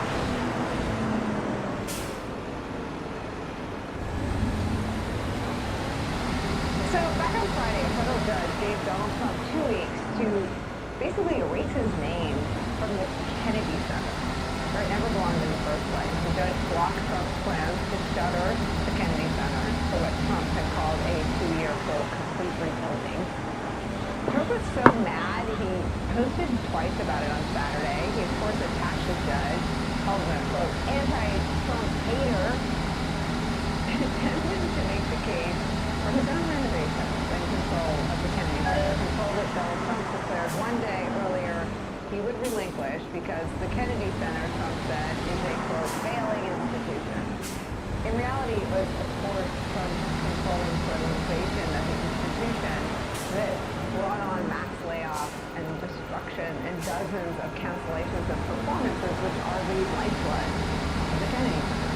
But now, according to the Associated Press, this ruling is bringing, quote, hope to artists who have been alienated by Trump's takeover. Running our coverage, senior executive editor for Bloomberg Opinion, our political analyst Tim Frank, Claire is still here. So you've joined at the perfect moment, right? We've established that the corruption is catching up with Donald Trump. And I think there's so much evidence in public view from the weekend that Trump is absolutely out of his mind. A couple of short live streams today. We'll have to pick Malachi up tomorrow because it isn't a daycare. Well, not open on Saturday. It'll be a longer live stream tomorrow. I want to try and get that field planted. I'm thinking, are we going to do oats or potatoes? And he hasn't been held fully accountable for any of it. He still is. But at least we've had a little blip on the screen over the last couple of weeks of judges becoming more assertive. I might have to do potatoes. Unfortunately, what's cheaper, straw or potatoes Congress to buy? more assertive, but more assertive still. And he can't control any of that. And he's a megalomaniac, and he's a narcissist. Straw is and he's been putting $86. his hands on all of these monuments because he wants to have a permanence in Potatoes Washington are that he probably won't have. $361. And when you look at the Kennedy Center So specifically, yeah, straw is definitely cheaper. every president I better make that served field a potato. didn't get monuments named for them until they were out of office. And if you know, from Washington to Lincoln to FDR to Reagan, like consequential presidents, whether you agree with them in the specifics of what they did, I think they felt they were building something better and that they were serving the American people. None of that interests Donald Trump. What interests Donald Trump coming into office was what could he take out of it? How could he pad his ego, and how could he pad his wallet? And in the Kennedy Center, it is such a overt, like many recent things, but this particular act is such an overt effort on his part to associate himself with a president who serves their work. Donald Trump actively sought, I think, 5 in all deferrals, so he didn't have to serve them. Like a president who died in the service of the country. Donald Trump would never die in the service of any cause, ever. But he wants to be associated with that, and now he's been denied that, and he's doing the powers with his rationale to people who can't control that. One opportunity, someone said, you should broadcast the removal of his name from that there's already such a pent-up desire to see the legal defeats restore some of these institutions. It feels like we're not at that part of the story yet. He still, to me, represents a pretty grave threat to our democracy. How do you view these legal defeats or legal setbacks? Oh, absolutely, he's a threat. I mean, we are as a country in a zone of danger right now. Let's make no mistake about it. But at the same time, Donald Trump is a very weak and fragile person. It's why he projects strength all the time. It's why he wants to build all these monuments. It's what weak and fragile people. If you're not strong and competent, if you need all these tangible illustrations of your power, right? When you're in the military, the toughest, strongest, most competent soldiers are usually the quiet ones, the quiet professionals. It's in fact the mantra of special operations. You don't talk about it. You don't have to pound your chest or prove anything to anybody else. So he's weak, and I think the weaker and more fragile he gets, actually the more dangerous he'll get, so we need to be more vigilant. But our first step needs to be to deliver for folks. The election's about contrast, governing is about a contrast, and we're trying to build a coalition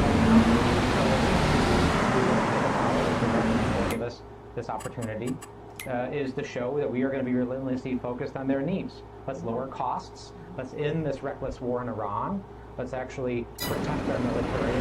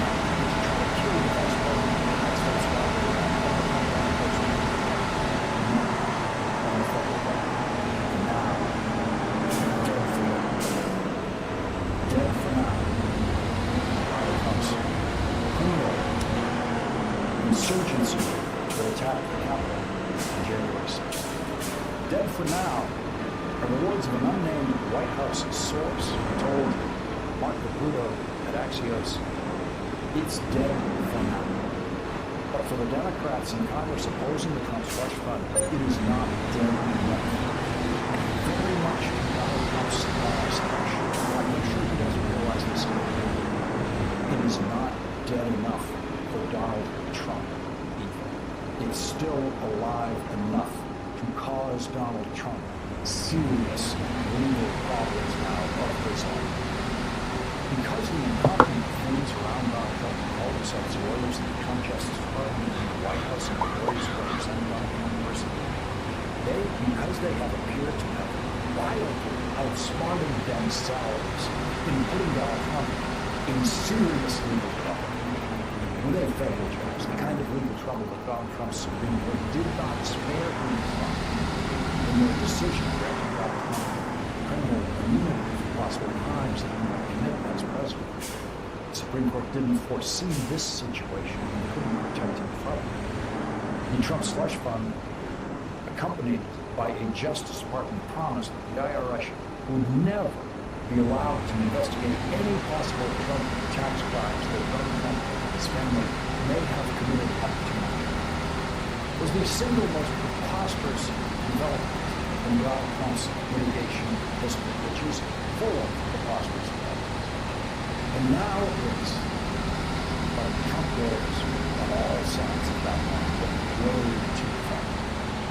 Donald Trump pushed it so far that Republicans turned against him in the House and in the Senate, and the Republican Speaker of the House reportedly told Donald Trump today that the Republican House would vote against Donald Trump's slush fund settlement if it comes to a vote in the House. And so it's dead for now, which means that Donald Trump's political power in the House of Representatives is also dead for now.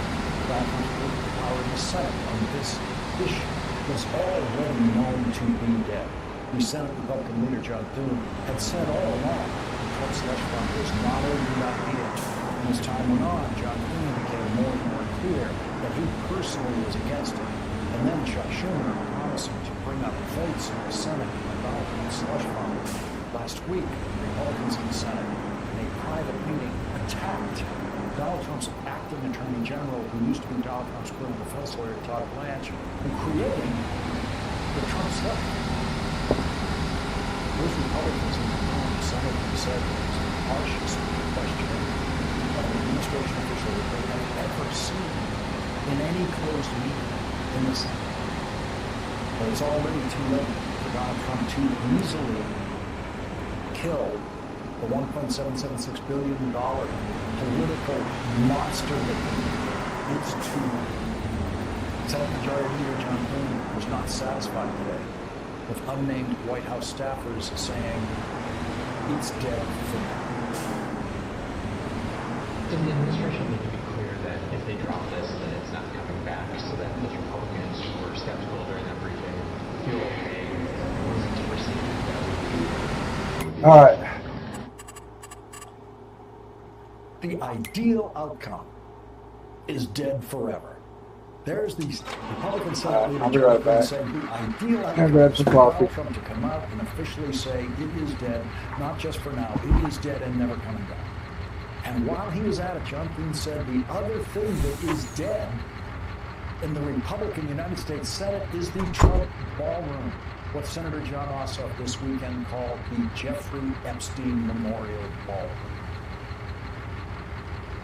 Does that mean also dropping the ballroom?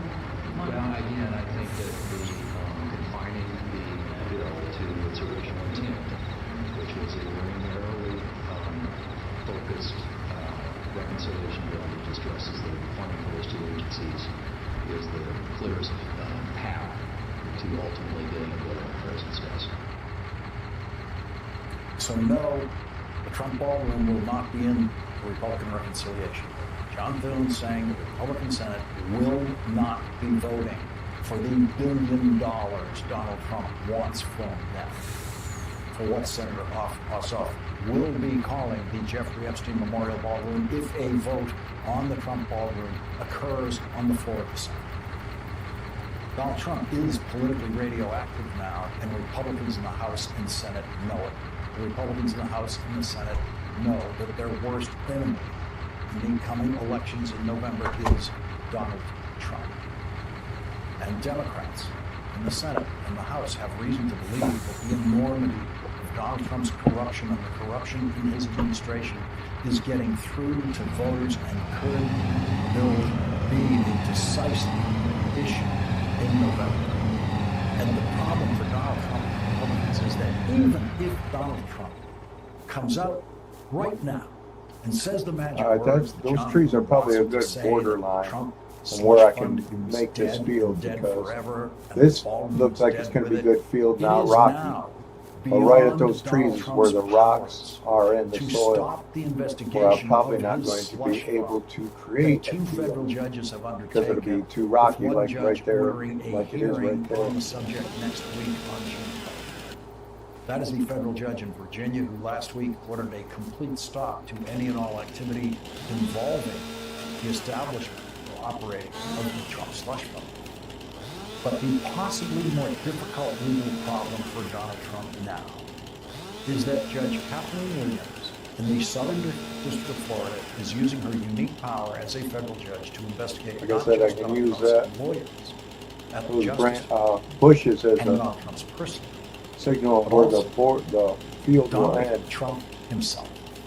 Donald Trump filed his border. case against the Internal Revenue Service Well, in border federal wall, court I in the guess. Southern District of Florida. But yeah, in this the whole hope area here of should getting be able one to of those be a field. Trump-friendly Florida federal judges down there, which can happen because judges are randomly assigned. Doesn't look like the grass Instead, is going to be Donald falling Trump off the cliff Judge Kathleen like Williams, it who was is appointed to here. the federal court by President Barack Obama.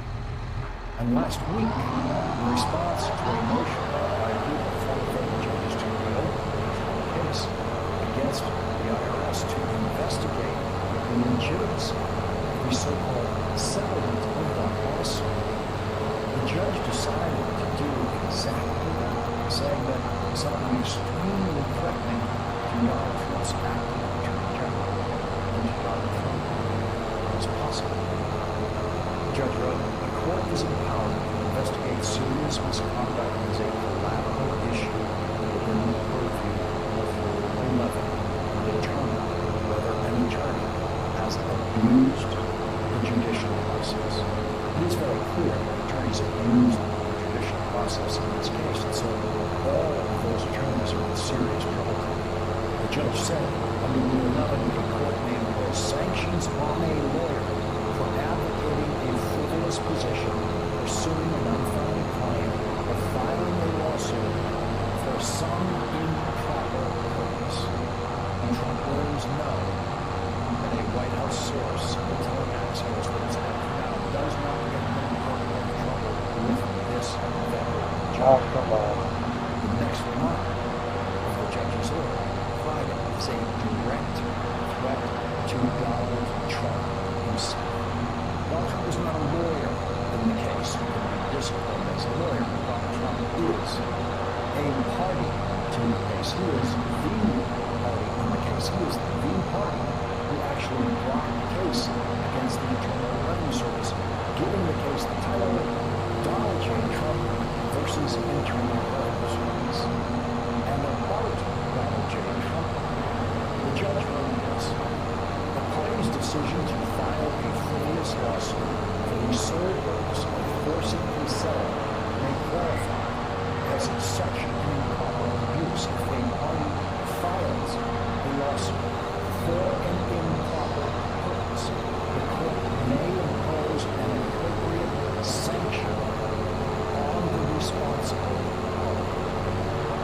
So here is a federal judge who now has the power, depending on the outcome of the investigation, to impose a penalty on Donald Trump for doing this. The judge gave Donald Trump until June 12th, next week, to answer this question in writing, quote, of whether the case should be reopened because the court was the victim of a fraud. Well, for the question of the way which I translated in the South, you would say what's coming from Donald Trump because of legally reverse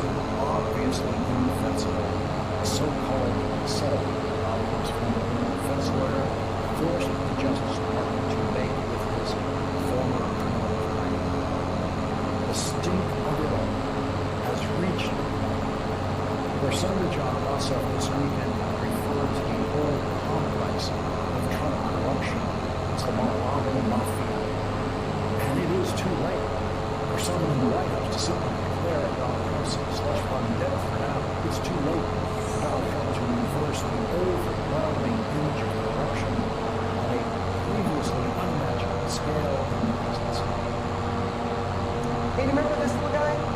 His name is Greg Okay. He led Donald Trump's chaotic, violent, inept paramilitary invasions of multiple U.S. cities until he was fired a couple of months ago. Mr. Biden has been spending his retirement lamenting that he was not able to achieve his personal dream of deporting nearly a third of the U.S. population. He's also posted photos like this one on social media. He posted that on social media. He posted that photo just before jetting off to a white supremacist conference in Portugal this week. He was the special guest at a gathering of European far right politicians and activists who advocate for making Europe more white. Vino appeared before a giant photo of himself in a 1930s German-style raincoat he apparently made for himself to wear on the job. He told the assembled fascists in Portugal, the United States and Europe have both the same problems, the same solutions. Last fall, when that tiny terror was leading the Trump administration's attack on Chicago, Trump's federal prosecutors, you might remember, they charged local Chicago partner with plotting to kill Greg Ravino. Trump's DOJ said that this man had put out a hit on Greg Ravino, had offered cash to anybody who could kill him. Ravino said it was just more evidence of how terrible things are in terrible Chicago and obviously a war zone. But, interestingly enough, that case immediately fell completely apart. After multiple court the prosecutors were trying to say stuff in court about the defendant that they had no evidence to back up. The jury in the case proceeded to acquit the defendant in less than 3 hours. That pitiful, failed case was run out of the U.S. Attorney's Office for the Northern District of Illinois in Chicago. The case just fell apart completely, which is important to note because everything is falling apart in that particular U.S. Attorney's Office right now. At the center of the collapse is the office's case against the so-called Broadview 6. Federal prosecutors initially indicted 6 people for protesting outside the ICE facility in Broadview, Illinois. They charged them with felony conspiracy. But then things started going wrong quickly. They dropped the charges quickly against 2 of the defendants. Then they pared back some of the charges against the remaining 4. That made defense attorneys start to wonder what was going on. Defense attorneys demanded to see the grand jury transcripts, which would show how prosecutors got the grand jury to indict these defendants in the first place, rather than turn over those transcripts. The U.S. Attorney's Office instead just dropped the remaining felony charge altogether, saying, okay, now you don't need to see the grand jury stuff, right? The defense attorneys at that point could have just celebrated having all the charges dropped, but they decided they really wanted to get to the bottom of what was going on. The judge eventually agreed with the defense attorney's request, and she ordered prosecutors to hand over the grand jury transcripts. It was quickly clear why they were trying to keep them hidden. While reviewing those transcripts, the judge said, quote, I have read hundreds, if not thousands, of grand jury transcripts. I have never seen the types of prosecutorial behavior before a grand jury that I saw in those transcripts. So he accused the U.S. Attorney's Office not just of all of that misbehavior, but of trying to hide that misbehavior from her by initially giving her a redacted version of the transcripts that hid the worst stuff that they had done. Well, upon getting dressed down by the judge that way, the U.S. Attorney's Office then dropped all the charges, all the felonies, all the misdemeanors. And the Trump-appointed U.S. attorney in that city has been flailing ever since, saying he wasn't personally aware of any of the misconduct, saying he took action as soon as he heard about it. He's announcing sweeping new reforms to his office. But against his denials, one of the Broadview 6 defense attorneys, a man named Chris Parenti, says the U.S. attorney himself is a big part of the problem here. Parenti accuses the U.S. attorney of having had contact with the grand jurors himself. If true, that's basically a catastrophe for that federal prosecutor's office. The U.S. Justice Department under Donald Trump has cratered. It's basically gone. But in Chicago specifically, what's going on there right now could result in potentially one of the biggest federal prosecution scandals ever in the history of this country. And that's saying something for Chicago specifically, let alone for the country, but I mean it, for the whole country. Joining us now is Chris Parenti, attorney for one of the Broadview Six, former federal prosecutor himself. Mr. Parenti, I really appreciate you making time to be here. Thank you. Thanks for having me on, Rachel. So this case is not over, despite the fact that all the charges against your client and all his co-defendants have been dismissed. You're continuing to push on this issue of alleged misconduct by the federal prosecutors here. The judge says she's going to entertain briefings on whether this was a vindictive prosecution. What should we expect to keep happening here, and why are you still pushing? We're still pushing, Rachel, because, again, the government picked the wrong 6 people here to go after, right? These are 6 people who were out there at that Broadview facility protesting for the rights of the undocumented that were being abused by our government. So they were willing to risk their own finances, their own freedom to fight for those people, and they are willing to see this through into the end because they realize how important this case is, right? What this case has done is it allowed us to see what goes on in secret inside these grand jury rooms. Over the past week or two, I heard Acting Attorney General Todd Blanche on these news shows telling people, hey, it might look like DOJ's, returning political indictments against Mr. Comey and Don Lemon and the Southern Poverty Law Center, but don't worry, it's not us, it's the grand jury, right? That's the official word here.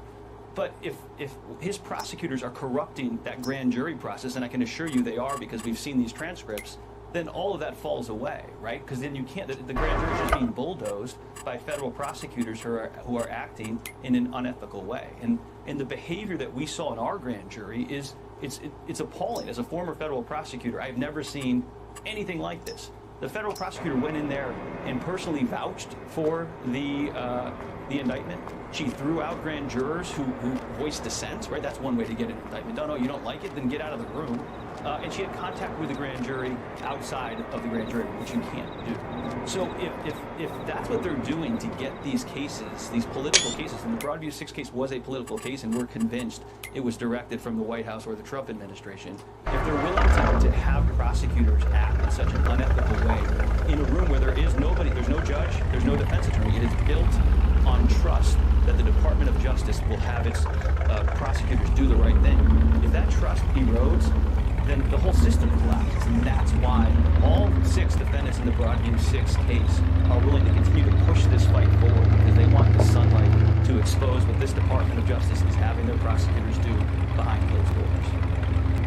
I'm really glad that you explained it that way. I feel like that's part of the reason that I've been so interested in this case and in the other cases where misconduct before the grand jury has been alleged. I mean, again, I'm not a lawyer, but it seems to me like us non-lawyers in the country really need to get our heads around this particular problem, because if they are lying to the grand jury, if they are engaging in misconduct before the grand jury, what that means in non-legalese is that they can bring criminal cases, they can bring charges, they can potentially arrest and jail people on the basis of nothing. And they can do it to all of their political opponents, to whole classes of people. If the grand jury system falls apart because they are abusing it, because they are behaving behind closed doors in ways that aren't what they're supposed to be doing under the judicial system, it really kicks the door wide open to mass arrests of their political opponents. Now, the judge acceding to your request to look at these grand jury transcripts, recognizing and being so stern with the U.S. Attorney's Office here after what they did, what kind of penalties are possible here? What kind of punishment is possible here? How can this U.S. Attorney's Office, how can any of these prosecutors' offices be sort of brought back under the right side of the law if judges decide to do that? Yeah, we are hopeful. I mean, this judge was deceived by the U.S. Attorney's Office for 7 months. My review of this is she is angry, right? For 7 months. And keep in mind, she came out of that office as I did, right? And I think she didn't see it because you don't want to see it. You want to believe that U.S. Attorney's Office, the Chicago U.S. Attorney's Office, which is known around the country as being one of the preeminent offices in this country, you don't want to see that they're doing things the wrong way, or they're putting, not just their finger on their scale, but their entire body on the scale for this one, right? And you don't want to see that. And now that at the end of this, right, she saw it, right, and the government tried to hide it. They were ordered to turn over transcripts, And what they did is they redacted certain parts and they removed pages, right? You would never do that with something that's only going to the court, right? You redact things that'll be on a public docket, social security numbers, birthdays, names, things that are just going to a judge in her chambers. You wouldn't redact them. But someone in that office, and maybe more than one person, sat down and literally crossed out all of this misbehavior that I just described for you that occurred there and took out pages and didn't tell the court. So, you know, everyone is thinking that the office is acting with that presumption of regularity that the department is usually entitled to. But as you tried to argue in the court, Judge, that's gone. It's not just for what's happened in Chicago. You see it across the country. This Department of Justice has mailed it in on doing things the right way. And now it's time for judges like her and judges across the country to say, I'm not going to allow this. We have now seen what you're doing behind closed doors, and the American people need to see it, because if you're doing it here in Chicago, I guarantee you they're doing it in every other office, because they're getting pressured to put through these indictments that no grand jury, if you didn't put your finger on the scale, would indict. And keep in mind, in our case, the grand jury voted no, and it shows how relentless this department is. Even when the grand jury, who almost never says no, voted no against this indictment, they went back the next week and engaged in more misconduct to get this across the finish line. That's the scary part. Yeah, and judges around the country, in Chicago and around the country, sort of getting up on their hind legs and saying no to this, exposing it, acknowledging that it's happening, and saying we're going to put a stop to it, could be, I think, a whole new phase in Trumpism and in what this administration is doing and even tries to do. Chris Parenti, former federal prosecutor, attorney for one of the Broadview Six. Mr. Parenti, thank you so much for your time. Please keep us apprised. I'd love to have you back. Will do. Thank you, Rachel.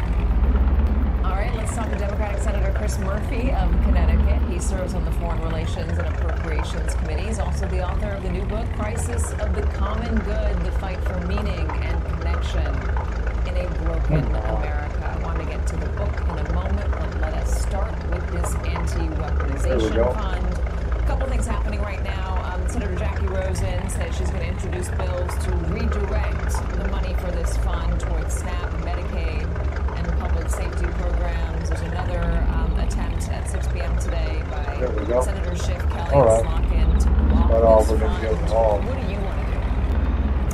Well, I think the fund is illegal. I don't think it's going to be able to go forward. But we clearly have the chance to put Republicans on record. As you know, they want to pass this big immigration funding bill. That bill is open for amendments, and we're definitely going to have several amendments to block this fund from going forward. The courts are probably going to weigh in increasingly definitively here. The President of the United States cannot just reach his hands into the Treasury and scoop out $1.8 billion to pay off police beaters, but we'll double up on those legal efforts and put Republicans on the record. I don't know that they want to vote in favor of this, because this has captured the country's attention in a way that some of his other corruption schemes haven't. People get this and they know how deeply immoral it is. Why do you think they get it? I think because it's happening right at the same time that these prices are going up and up and up, and they're all being caused by Donald Trump. And so I think people are like, right now, as they go to fill their gas tanks up, saying to themselves, like, wait a second, it seems like the only thing he's working on are schemes to enrich himself or to support himself politically. He's doing nothing to end the war in Iran. He's doing nothing about gas prices. So this one's pretty simple to understand. It's just giving himself your taxpayer dollars, but it also happens at a time when people think they should be working on problems that they're facing. So you're going to have the Secretary of State Marco Rubio in front of you tomorrow. You're going to see him twice, talking about the war, both in foreign relations and appropriations. The president is really confusing about where we are with this war. Today he said, I don't care. I couldn't care less about the idea of negotiations falling apart. 42 minutes later, after the CNBC interview where he said that, he posts this on his Truth Social. Talks are continuing at a rapid pace with the Islamic Republic of Iran. Is this intentional for him to be all over the place? Is it a negotiating tactic? What is your sense as a person on foreign relations about what exactly is going on? Well, I know one thing for sure. It's definitely not a negotiating tactic.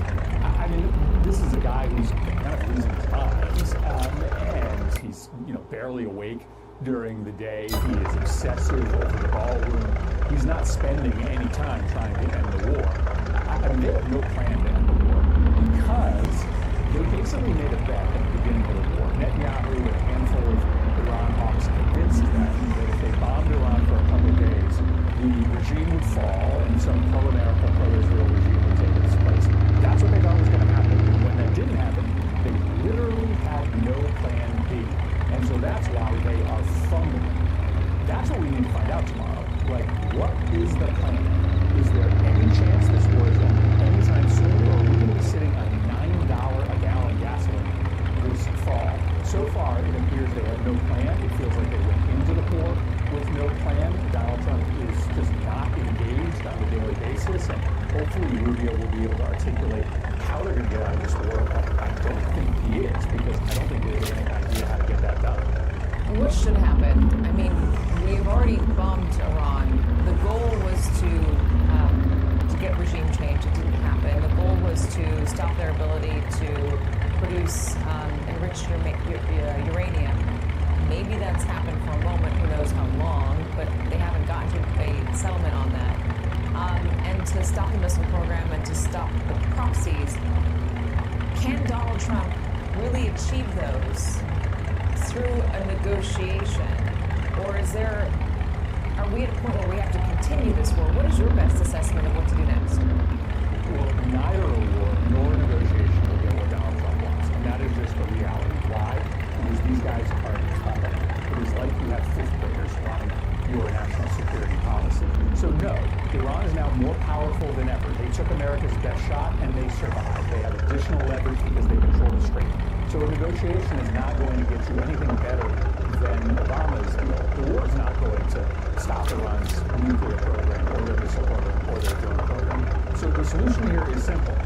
Donald Trump has to announce that we are currently stopping military operations, and after he does that, Iran will likely reopen the strait, and we will at least have a chance to have gas prices come down. But the two paths you mentioned, starting to bomb again, doesn't get you anywhere. We're going to be paying a toll, though, right? So does that mean gas prices are going to stay up because of the toll that's going to get put on, likely on these ships? Right, there's no, I mean, listen, this is kind of like breaking a raw egg in front of you and then being asked what your plan is to put it back together. These guys have broken the world economy. They've just broken it. And the best case scenario right now is for them to step out of the way and probably allow for the Gulf states or the Europeans to come in and try to put it back together.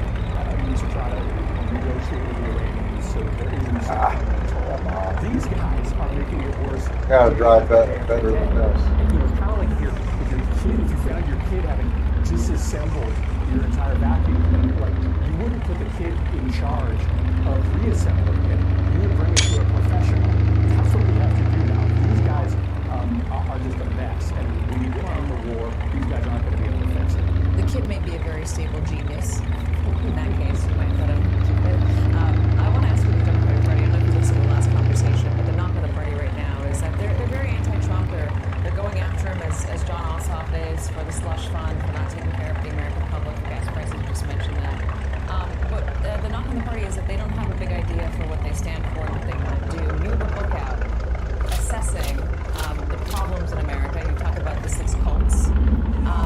What is what's your conclusion? What's the solution for how we get out of this? Yeah, so this book is... Yeah, I'm going to shut this down here in a little bit. Pick up some more furniture. This country has been falling apart spiritually for a while. Gotta work tonight. More unhappy, they're more lonely than they have been in a generation. And this book talks about that spiritual crisis and what we have to do to make people feel happy and powerful again. Tonight's my hump day. Beating Donald Trump, that's essential, but it's not actually the complete story. Let me give you an example of how this ties into the Democratic agenda. People feel powerless today. They really do. In the economy, but also in our politics. They think our politics is bought off by billionaires and corporations, and they're right. And that makes them feel pretty lonely when they wake up in the morning and have no voice in the government. So I would love for the Democrats to make the eradication of billionaire and corporate money like a number 1 or number 2 issue. To say that if you elect us on day 1, we're going to pass everything that we can to crack down on the billionaires' control of government, like forcing disclosures of all of their contributions, ending insider trading in Congress. Those are the kind of things that are good policy, but they also speak to the spiritual crisis in the country, where people feel like they are out of control of their lives. We need to creatively argue a common good economy where profit is the only thing that matters, but also a common good government. And Democrats could start on that agenda by saying, if you elect us, our number one priority is going to be purging corporate and billionaire influence from our politics. That's something we can do for. I want to just end with Graham Plattner. I know you've already talked about it, but I'm curious if you think the issues that he's facing and he's combating are larger than the scandals that he's faced. There have been a lot of scandals now. Why don't you think voters care, I guess, about all of these scandals in the Democratic Party? Are we entering a new era where it's not so much about the mistakes you've made and maybe the imperfections in your personal life, to put it nicely, and more about being authentic and honest? I mean, is that what we should take away from Graham Plattner not cratering in the polls on the Democratic primary? Yeah, I don't know. It's a good question. I haven't seen what Plattner said about these latest disclosures, but I did see what he said about the things he had posted on Reddit. Some of them were offensive, but he was really honest about the place that he was in his life when those things happened, about his remorse. And I think the reason that he is still leading the polls by a wide margin in Maine is because he is flawed, and he's been honest about that. But character also comes in how you stand up to corruption, how you stand up to a country that is being bought. And I think people see him as somebody that has been pretty honest about the big things we need to do to fix our country. He's running against somebody that seems to have enabled corruption, and that contrast seems to really matter in Maine right now. All right, Senator Chris Murphy, really good to have you. Congrats on the new book. Again, there are 6 cults. Do you address them all and ways to break free of them? Appreciate your time, sir. Thank you. Let's bring in MS Now senior reporter Josh Einiger, who is live outside the Delaney Hall facility in Newark, and Veronica Cardenas, former ICE Assistant Chief Counsel. Josh, paint the scene for us. What happened overnight and what is going on behind you right now? Well, Ariel, you see a lot of traffic moving around behind me. We're at a very industrial intersection. The actual facility, Delaney Hall, is down. Well, now there's a truck in the way. But there's a barricade that's keeping people about a half mile away.